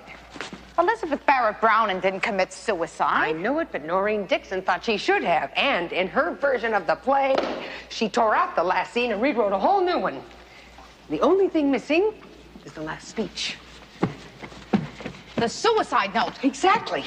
That's why she wasn't suicidal when she wrote it. These are just words her character was supposed to say. I told you actresses are weird. You think the rest of them know about the note? Theater's a small world. So, what now? We can't even prove it's murder. Never mind who did it. I want to look at the catwalk up there. See if forensics missed anything.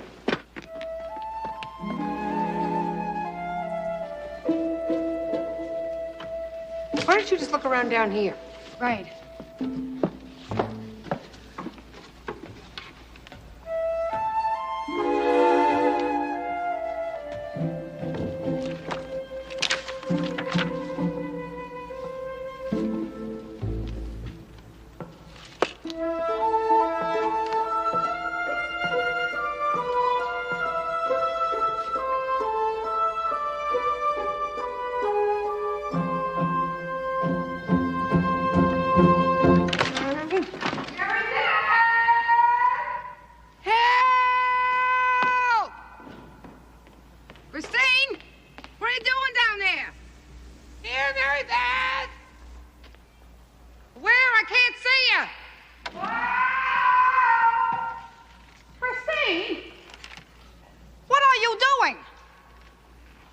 pants. Your voices come from the orchestra pit. I'll explain it later, okay? Just get me down from here. Sure, Chris. Hang on, okay?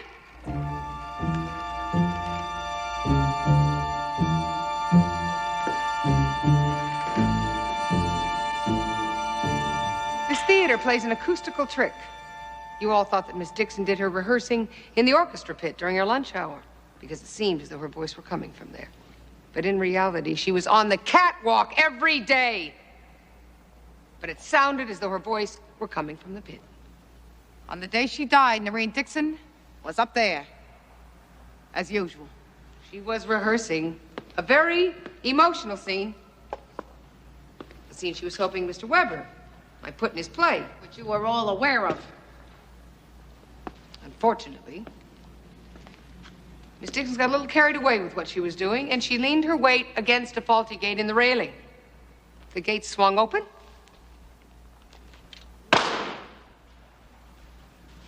And she fell.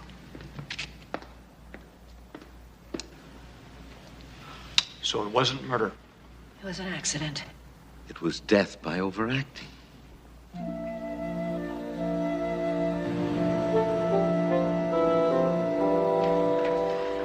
God, I'm so tired. That was very crazy up there, Christine. Yep. Chet Gardner would have had his stuntman do it. Go home, get some rest. That's what I'm gonna do. A hot bath, stiff drink, and 12 hours of uninterrupted deep sleep. What are you gonna do? Oh, Harvey's trying to get me to go to the movies. I don't know if I ever want to go to the movies again. Night, Chris. Night. Oh, Lieutenant, you look like $1 million. Thank you. Have a lovely time, sir. Thank you, Lacey. Good night. Good night.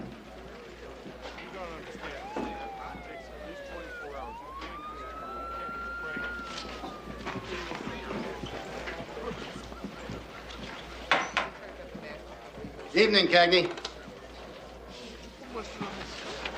Lieutenant, hi. You look great. It's a rental. Nice, huh? To know there's other guys around exactly my size. Yeah, I was just on my way home to get Cagney. dressed. All I need is 45 minutes Cagney, tops. please, listen. Well, you said, what, cocktails aren't until 6 o'clock, right? Cagney, I hope you understand, but I changed my mind. I thought, it would be better if I would hack this on my own. No, you're just saying that because I look tired. You give me a couple cups of coffee and I'll dance all night. I thought I told you, though, that dragging somebody else to this doesn't make any sense. But I should impress Thelma. Thelma's going to be impressed tonight by our son. You sure? Yeah. Now, why don't you get out of here, huh? Go on home, get some sleep. All right, I will. I was just going to sign this DD5 that you were waiting for. Good. Have a good time, Lieutenant. Oh, thanks. I intend to. Great.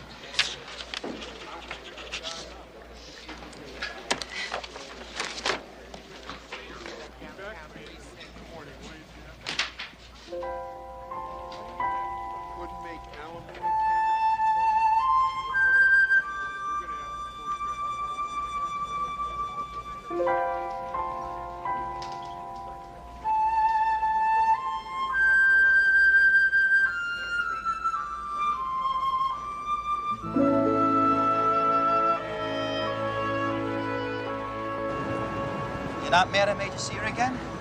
No, sweetheart. I don't know how many times I've seen that picture, not including reruns on TV. And every time my heart breaks. As long as you had a good time, babe. Why is that? What?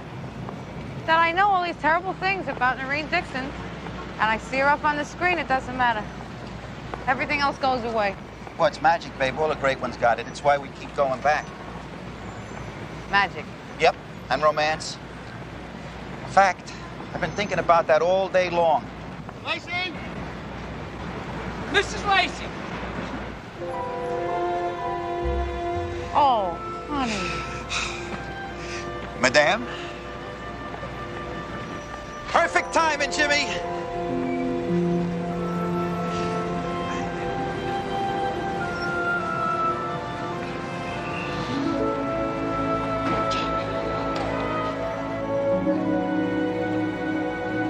Magic and romance. Neon lights, they call my name. In this city, no one's tame. Shadows dance, they come alive. Feel the beat, it's how we thrive. Electric wires spark the night. Pulsing rhythms feel so right. Lost in motion, time stands still. Riding waves, we chase the thrill. Heartbeat racing in the dark. Every step ignites a spark. Feel the bass, it's in our veins. Dancing through electric chains.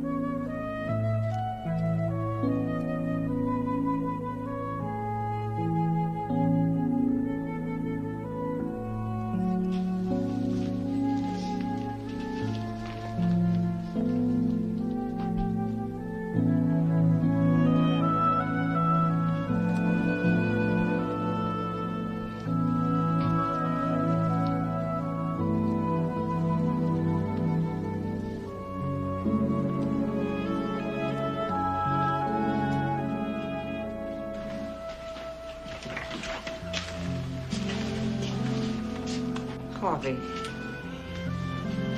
Sweetheart, come to bed. Honey, it's late. You gotta get some sleep. It's cold. At least put on your robe. Hey, I got one mother ready. I don't need two, okay?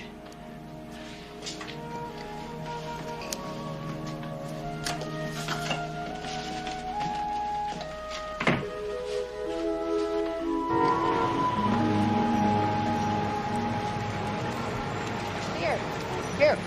You know a phone booth anywhere? One inside didn't work. Relax, you can call Harvey from the precinct. Lousy raisin Danish for lunch again.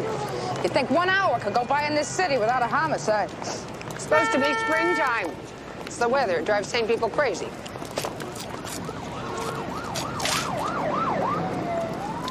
Chipper today, aren't we? I had a long night. Alec keep me up again? No, the baby's fine. Want to talk about it? It's this job that Harv is on. Some delays is all. They'll work it out. Fleeing the Khmer Rouge, Mr. Hung came to this country, established a legal practice, and rose to become a respected leader of the Give us a break, okay? We just got here. Care to speculate on a motive? Care to get that thing out of my face? Still sick to my stomach. Done something. It's animals. Charles was so delighted when he got this.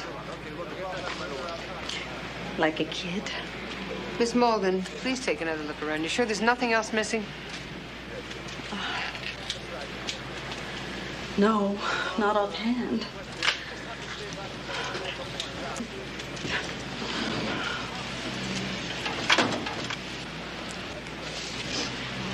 I'm sorry. It's all so damn senseless. And for what? A few pieces of jewelry and a typewriter? Ma'am, how long have you been in this office? For 6 years. Ever since we went in practice together. I helped him with his English, and he saved me from a life of corporate law. Did he have any known enemies? Not Charles. Take a look in our files and see for yourself what he did for his people. He was more than just an immigration lawyer. He set them up in businesses. He got them housing, car loans. Everybody loved him. Yeah, most mornings he'd be in his office by 7, banging away at the typewriter, and I'd drop by, and we'd have coffee and bagels, and talk baseball. Baseball. Can you believe it? 5 years ago, this guy didn't know a batting average from the Brooklyn Bridge, and last week he's quoting Dwight Gooden's ERA. You say when you went to Mr. Hong's office that the door was unlocked? Wide open, and there he was, the poor guy. Think there'd be a little justice in this world. Well, that's what we're working on here, Mr. Pulaski. Can you tell us anything about Mr. Hong's character? Yeah, a real gentleman, polite and refined. Really upgraded the neighborhood, if you know what I mean. No, sir, we don't know what you mean. You know, the Rican element that was here before. You know, Hong bringing his own people, and they take over the stores and the markets. Best thing that ever happened to this place. People had to know Hong had money. It's probably exactly what it looks like, a burglary. Tomorrow morning, we'll start with the fences and the pawnbrokers. Mrs. Hong give you anything over the phone? No, she's still in shock. I don't think she's going to be much help for a while. Losing a man that worked that hard for his family can't be easy. You hear anything about your car ad yet? Tonight's the night. I can feel it in my bones. Mary Beth, the woman who's coming to see it, is very interested. A buyer already. It's great. So you had the transmission fixed and it's running okay now, huh? Chris. Meredith, what you don't understand is what people are looking for in a car is style. Classic lines, speed. A lot of car buyers like to do their own overhauling. Is that so? You know how much this thing is costing me to keep going with the insurance payments and the tune-ups and the tow charges? I'm telling you, this damn Corvette is eating me alive. Yeah, things are tough all over, Chris.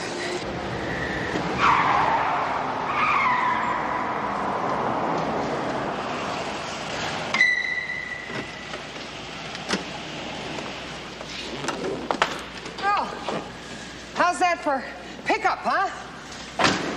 And so low to the ground, it's this wonderful feeling, isn't it?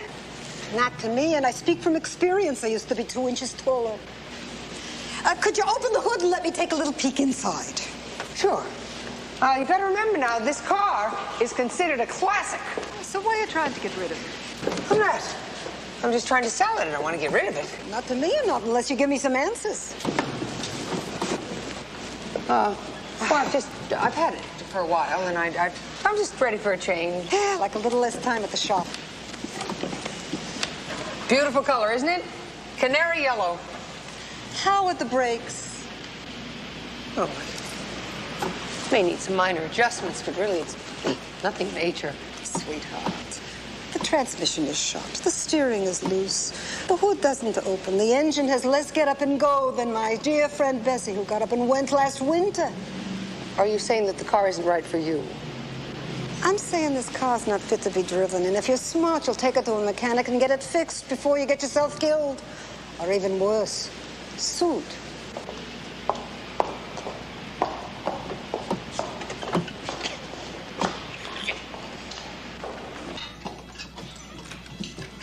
It's good, isn't it, Tommy? Hi, everybody. Hi, Mom. You it was dynamite. And No. Don't rush me all at once. It's about time you two switched. Now I'm too Hey. Hey. Yeah. Hey, Tommy, Hello, pass my me the cereal. angel. This is the best. Cold mommy needs a nice warm kitchen. Want to watch the weather? You've been watching the weather all day. More freezing rain and snow. Your Yokohama ready? Could continue through late Half an hour ago. Dinner's in the oven. Well, you should have told her wait till after rush hour. She wanted to leave. My mother's old enough to make her own decisions. Now return to the basketball game. Mom, I'm late for Tiffany's. Hey, And Dad won't let me go. What do you want to go out in this weather for? I have a makeup test Friday. Tiffany was going to help me study. I'll bet. Harvey, you just had a cold. You'll wind up getting pneumonia, is all. Come on, Mom. I won't get pneumonia. I see what you started.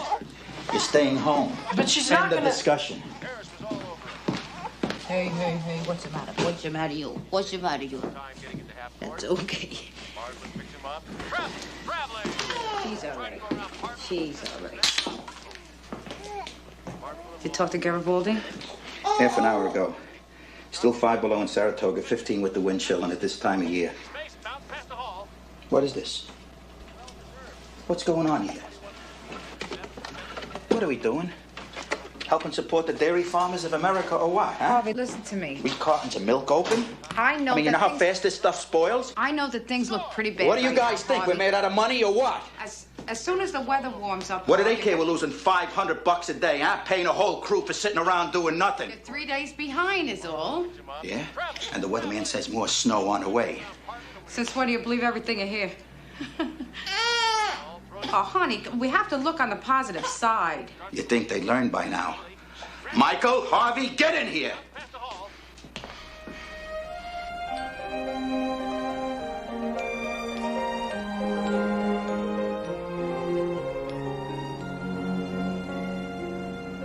Go Rolex. Go my clip. Lady, look around. The only gold I got in this place is in the back of my mouth. How about this electric typewriter, serial number 1673427? Do I look like I have traffic in business machines? If any of these items are brought in to be pawned, please notify us at once. That the stuff they got from that Cambodian guy, the guy they shot? Did you know Charles Hong? Ugh, them people. They come in here, they take over everything. Liquor stores, groceries, you name it. That Hong? He was the one that gave him the money to swallow us up. Sounds like you weren't very fond of your new neighbors. 12 years I have this store. They got no respect for the people who was here first. Let them go back to where they come from. Not one of Hong's biggest fans. People love to hate each other, don't they? And they can always find somebody new to hate. These Puerto Ricans see these Cambodians making it ahead of them. They resent it. Same old, same old. What are we supposed to do? Bring in every Puerto Rican from the neighborhood? The only solid lead we have is stolen goods. These are pawnbrokers. 6 more in this district alone. Lord, I do hate this weather. Sir, I did not say relax. I said Rolex. R-O-L-E-X, as in expensive. It's a watch. No, I don't want to buy one. Cagney? Yes. Special delivery here for you. For you? Sir. Does this look like the man with X-ray eyes? You know, Coleman, you light up a room just by leaving it. Sir, if anyone tries to pawn any of these items, please let us know at once. Especially the relax watch, sir. Thank you. Relax. Sound advice, Mary Beth. What do you got? Translations from Hong's client file. Contract. Well, that was the 12th and last pawn shop on the east side. I say we're up against a dead end here. Mary Beth, wait a minute. Looks like Hong does have some enemies. And they aren't all Puerto Rican. Look at them. Dear sir, you are 1 month behind in your cab payment. Who isn't? Forensics said that the wound of entry was... If we do not receive your payment within 3 days. Hong's law partner claimed that he was a selfless do-gooder, loved by the Cambodians, financed all of their businesses. In the interim, he'd been sending these nasty collection notes to people who fell behind on their payments. His secretary says there's a cab driver named Tumac Lampole who tried to buy time. When Hong avoided his phone calls, his cab driver started making threats. Might be a deadbeat. What makes you think he's a killer? The Hack Commission sent over Lampole's trip card the night of the homicide. Between 8 and 10 p.m., he drove empty, right around the time the Emmy figures Hong was shot. Then at 10:15 p.m., sir, he picked up his next fare at Avenue C and 6th. Same area as Hong's office. The Emmy's report also shows he was shot with a .22 caliber pistol at close range. Close enough, Lieutenant, to produce powder burns under the skin. Close enough to suggest it was someone who knew him. All right, so what are you waiting for? Bring him in. Yes, sir. Thank you. When you get a chance, Cagney, I want to talk to you about your car. My car?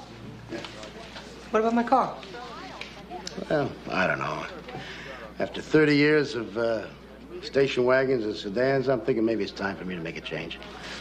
Oh, Lieutenant, I really don't think that my car would be right for you. Why not? The truth is, I've always pictured you in a Jaguar.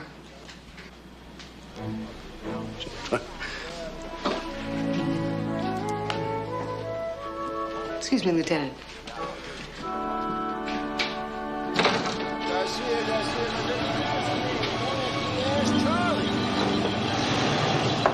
Mr. Lampole. Mr. Lampole. Yes, I am Lampole. We're investigating the death of Charles Hong. We'd like you to come with us, sir. To the station house to answer a few questions. Yes, I understand. My father didn't do anything wrong. All he did was believe Hung's lies, like everybody else here. Hung was a criminal. You have no right to take him, no right at all. These people are only doing their job. Yeah. Please, show them respect. 59th Street and Broadway.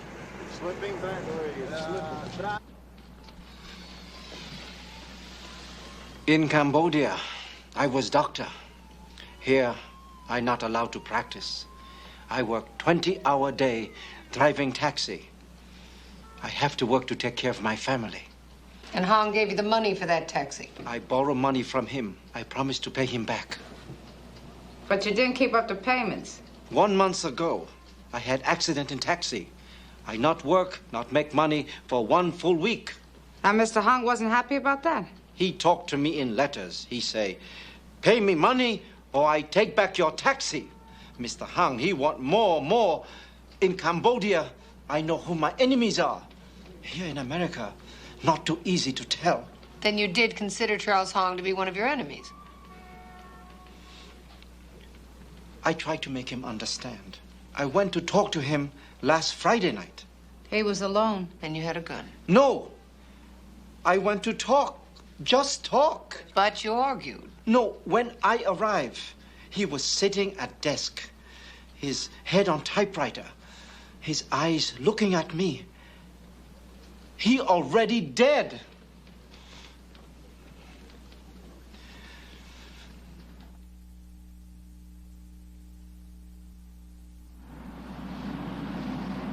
He doesn't look like a killer, but maybe he was pushed to the wall. I don't know. Something feels wrong. Cagney. Yeah. There's a call for you, waiting on 3. Thanks. I'll make it fast. Coleman told me to give you these messages. Harvey? Harvey? Harvey? Ain't love grand? Better than your bad jokes. Hormones.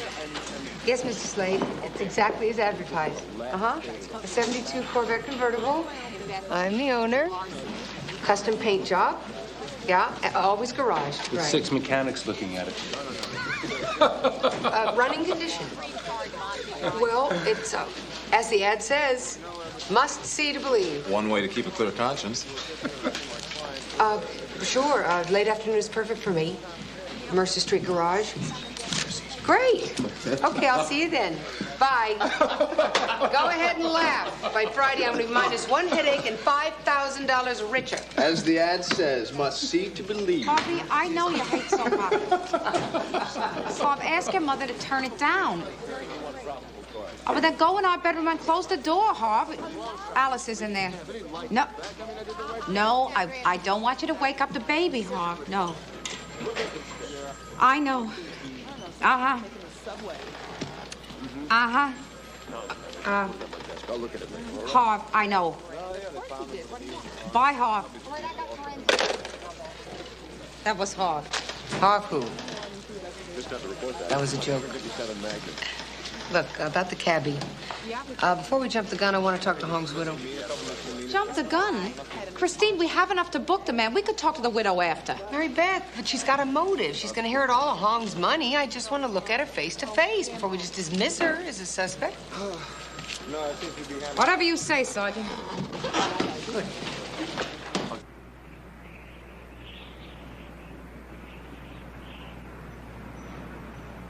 I'm afraid Charles and I didn't talk very much about his business. I'm sorry, I can't be more help. When you and your husband brought in public together, did you ever sense that he feared for his life?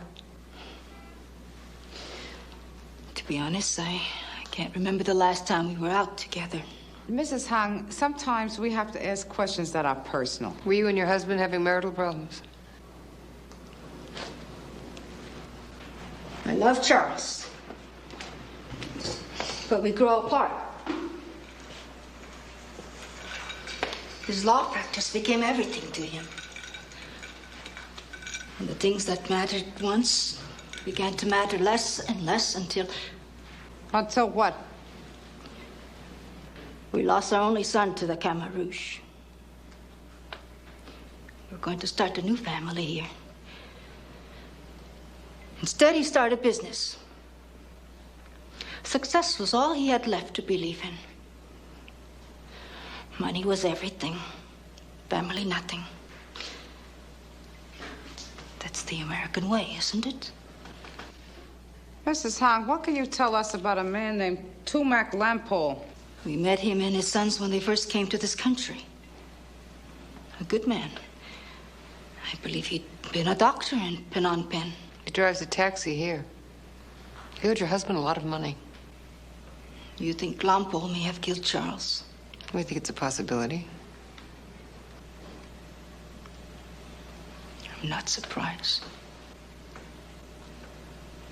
In America, people change. I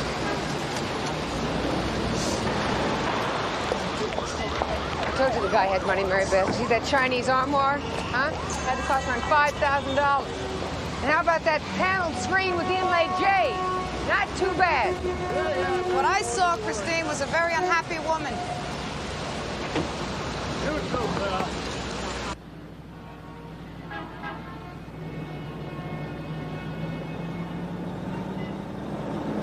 I don't want to book Lampole yet. Christine, Lampole says he wants more time to pay back his loans. Hong won't give it to him. Lampole, desperate, goes over the edge and shoots him. What about the typewriter? What about it? Well, you said it, Mary Beth. The man is desperate. So he steals Hong's wallet and his watch. Maybe even his money clip, but to stop and take a huge office typewriter? He couldn't be choosy. It was the only one they had. Come on, Mary Beth. Doesn't make any sense. Christine, a man committing murder is not interested in making sense. That's another thing. I don't buy Lampole as a murderer. In America, people change. You were in the room with him. He looked us right in the eyes. And what I saw was a man willing to do anything to protect his family. He went too far is all. He works 20-hour shifts. The man plays by the rules. A lot of people play by the rules. They borrow from the bank, they work like dogs, they get behind the 8 ball, so what do? They break the rules. For what, $1,500? Peanuts. To the Rockefellers, maybe, and other people with trust funds. Just because I have a trust fund does not mean I don't understand money problems. Then think about it, Christine. Lampole comes here, works from morning till night, grabbing for the brass ring like the rest of us. This is America. All you have to do is pay your dues, keep your nose clean, and you too can become a millionaire, right? Just like in the movies. Mary Beth. This is a man working his heart out, Christine. And the thing he wants keeps moving further and further away from him, so he could never touch it. Under that kind of pressure, even a decent man could lose himself. Still doesn't explain the typewriter. Good night, Chris.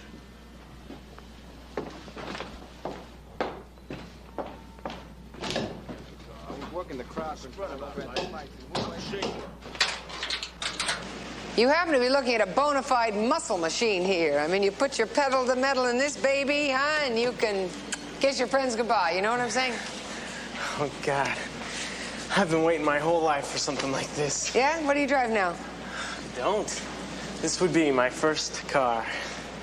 Your parents giving it to you as a graduation present? Graduation present? Get serious. I've been working double shifts at Tasty Burger ever since junior high. A lot of fries and shakes earned me this. How's it start in cold weather? Cold weather? Consistent? Always consistent, sure. That's good to hear. Especially since I'd be getting up pretty early in the morning to get my grandmother out of Mineola. Long Island? Yeah. She hates to be late for morning mass.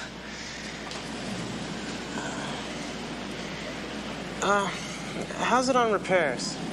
Well, any car you buy, you know you're gonna have repairs, old or new. The little ones, I hope. Oh. And I'd be putting my last dime into this baby. If the taillight went out, I'd probably have to take out a loan. You know, Kevin, this is a very expensive car. Hey, it looks it. I mean, parking in the city is not cheap. You've got insurance that you have to take care of, and then the tolls on the bridge, they add up.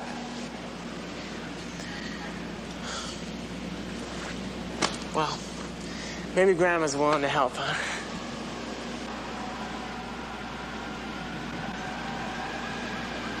Kevin, can we talk?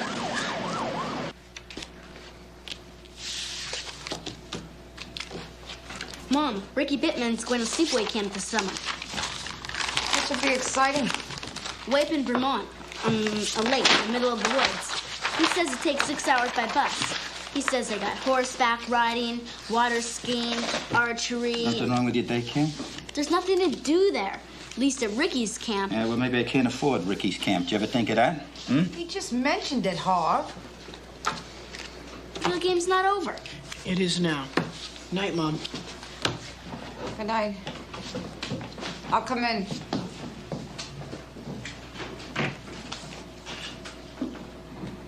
Take it out on Michael is no fair. Yeah, I know. I'll tell him I'm sorry.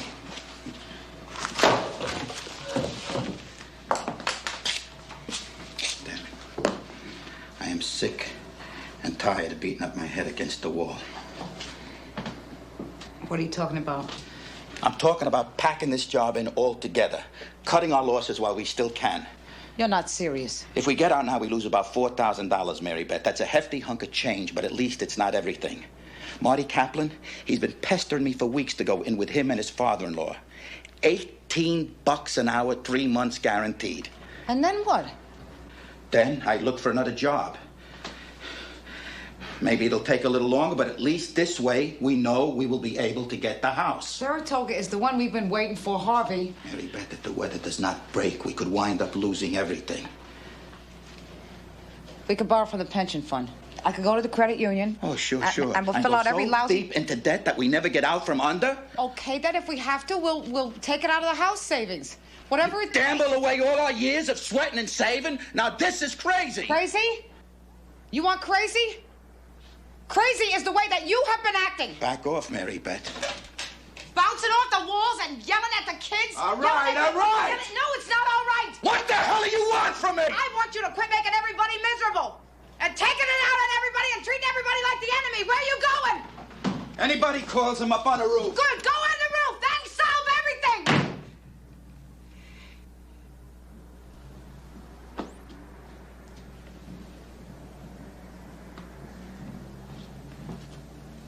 I hope you freeze your nose off.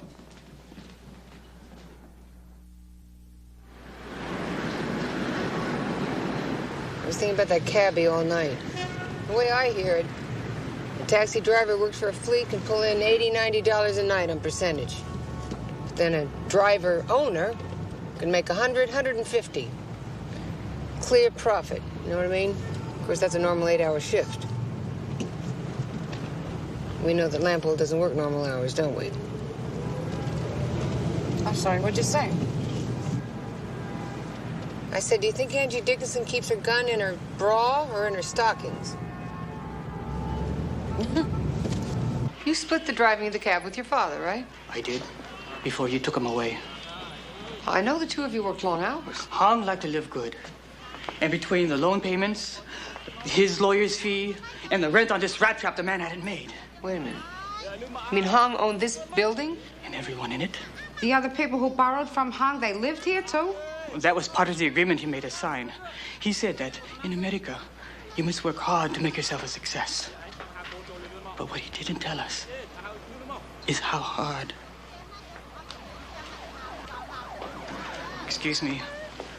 I have to get back to work.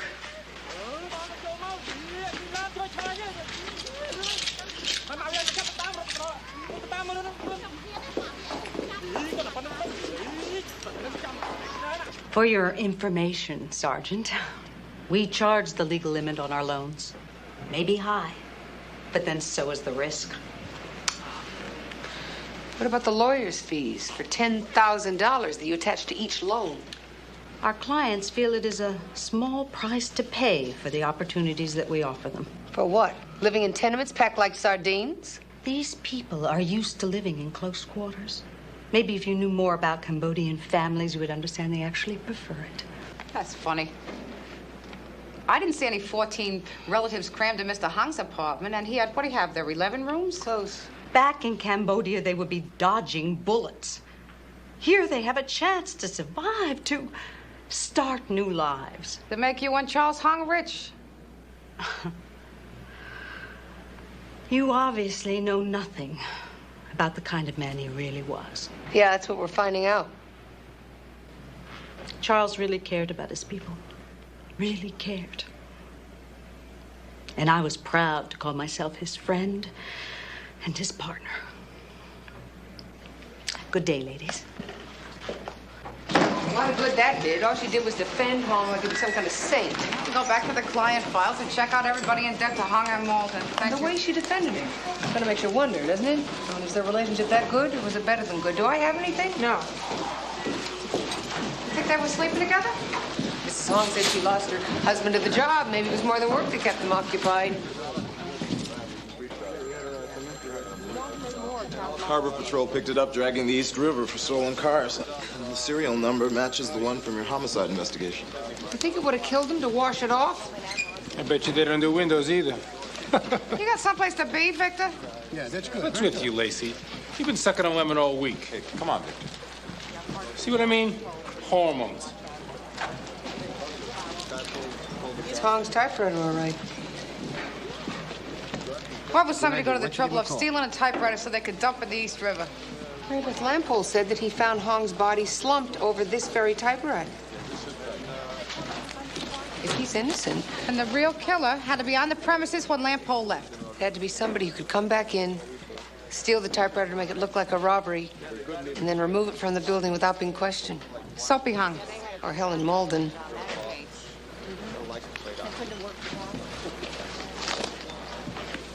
It's late, Christine. I gotta go. Come on. We can go over this in 30 minutes. I have to be across town by 5 anyway. First thing in the morning, okay? Terrific. Terrific, Mary Beth. We've been busting our buns over this case all week. We finally get a solid lead and you want to go home? No, Christine, I do not want to go home. But I am.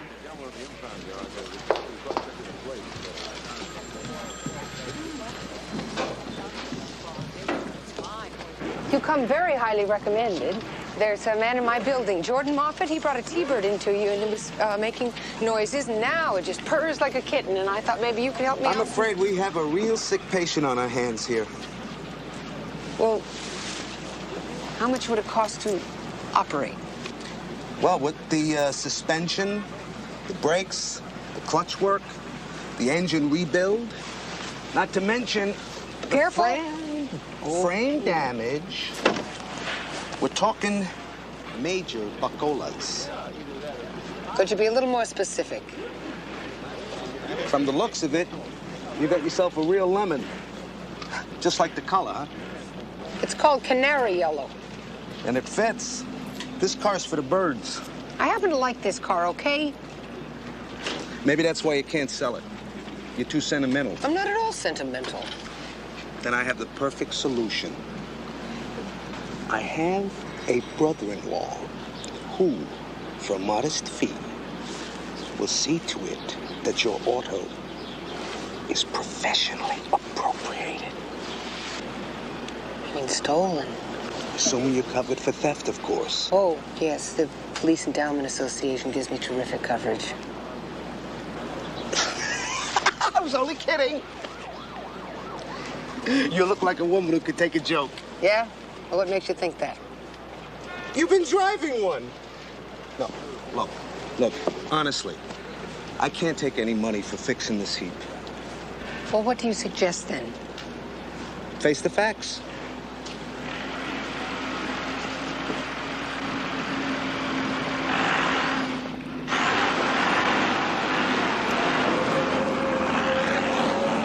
All good things must come to an end.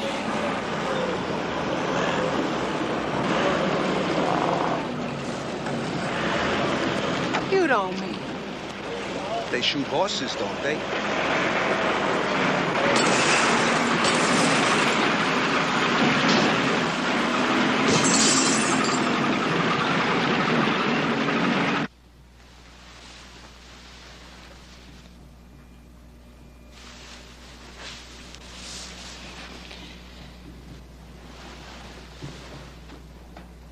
Harvey.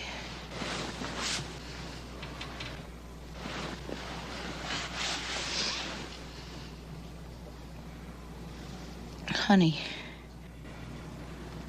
Looks like the end of the world out there.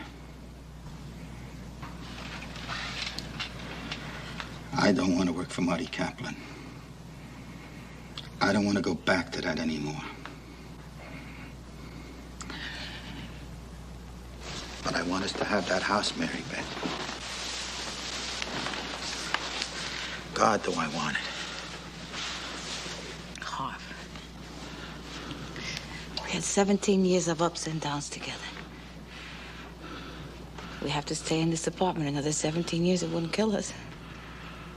I don't know, maybe I bit off more than I could chew here. Don't say that. I mean, what do I know about turning old barns into malls? I mean, what if I screw up and the developers hate it? Oh, sweetheart, don't. Maybe God's trying to tell me something with that weather out there. I don't know anything anymore. Harvey, what do you want? What do you really want? I want to work for myself, be my own boss. I want to give you and the kids the best. Come here a minute.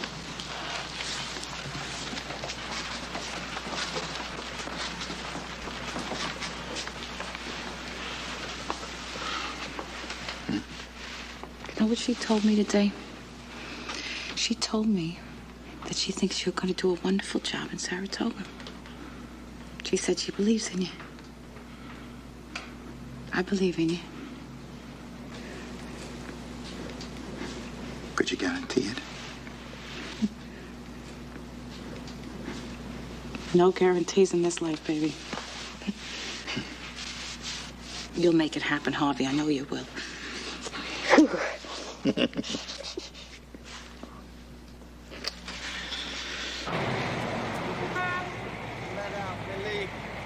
Either Hong's wife shoots him because he's been cheating on her, or Malden does the job because he wants to end the affair.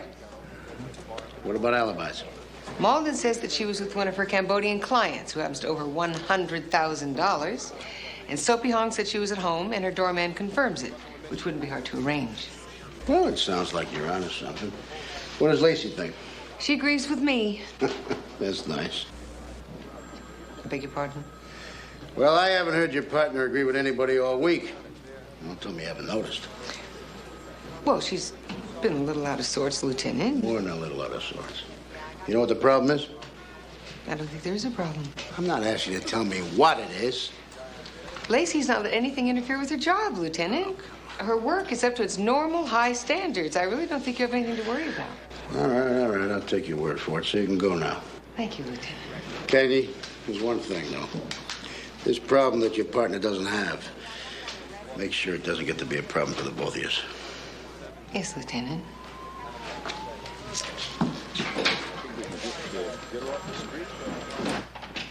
Mary Beth?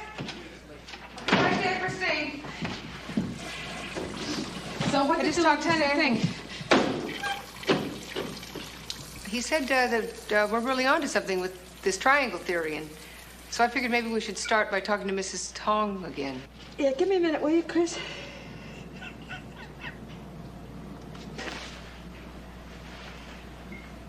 So, Mary Beth, how's the family? The boys are fine, thank you. And Alice is making more and more sounds every day. Got a great pair of lungs on her, that little girl. And Harvey, is everything okay with the job now?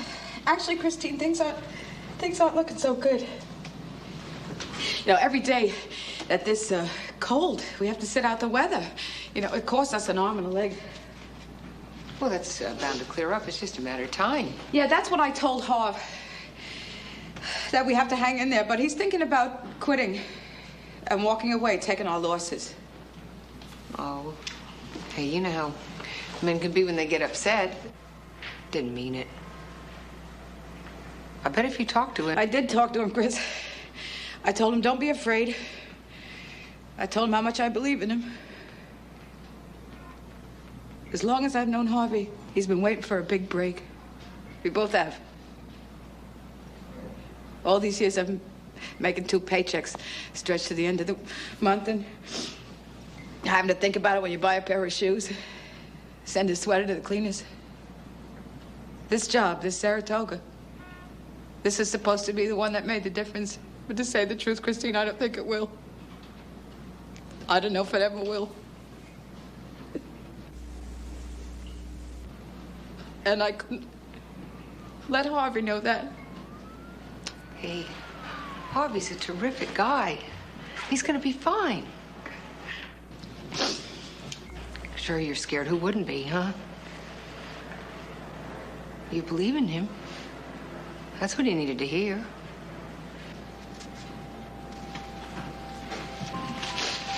Being there for him, you know?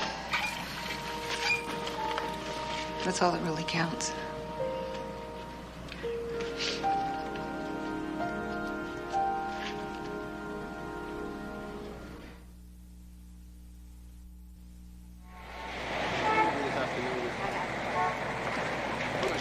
Mrs. Hong didn't even know what she had here. It may not be enough. Then we'll have to make it enough.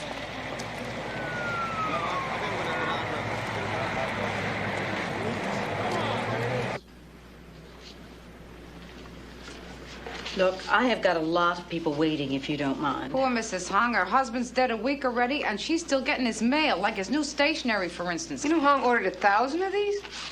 Isn't that strange that his name appears alone on the letterhead? Yeah, well, there's no business address. Look, I can imagine how you felt.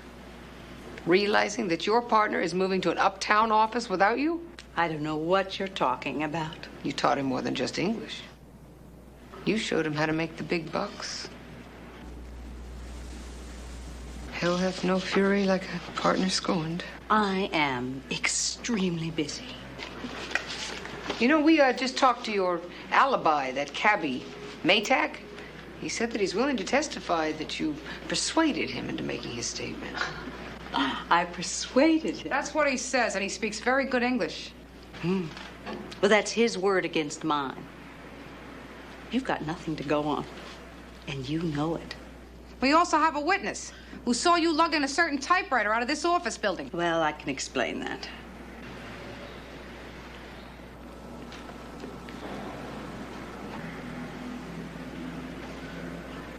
Please.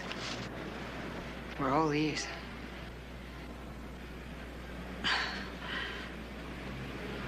I would like to call my lawyer. Be our guest.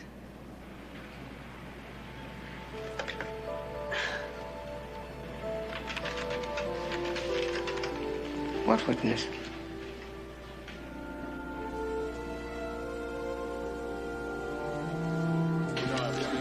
Nice work today, Detective. There's more to be done, but I think we'll get a conviction, Sergeant. Yeah, these lamp poles free. Yeah. Mary Beth, it's kind of embarrassing. You have $5 I could borrow for a cab? Well, I guess I could handle that. The car died again, huh? In a manner of speaking. You know, Christine, some people might have a problem selling a car that doesn't run. Actually, I decided not to sell it. You gonna get it fixed finally? I already did. Thought you said your car died. A true masterpiece never dies, Mary Beth. No, no. It lives on forever.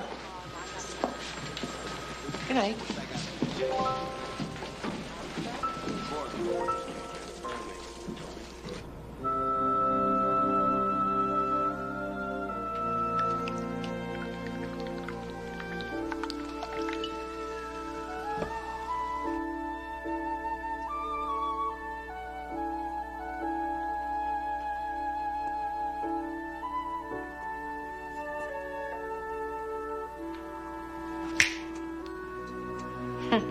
Sure.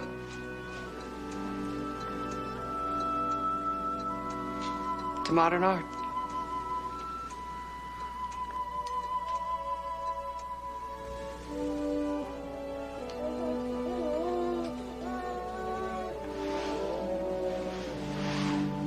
Harvey.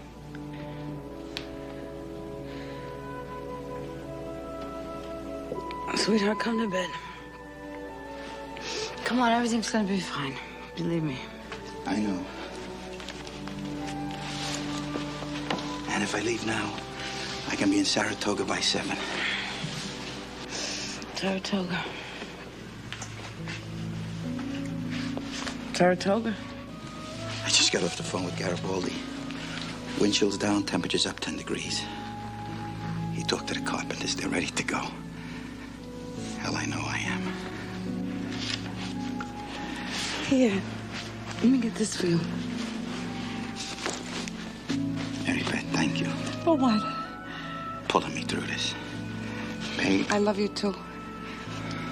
Go. Get going.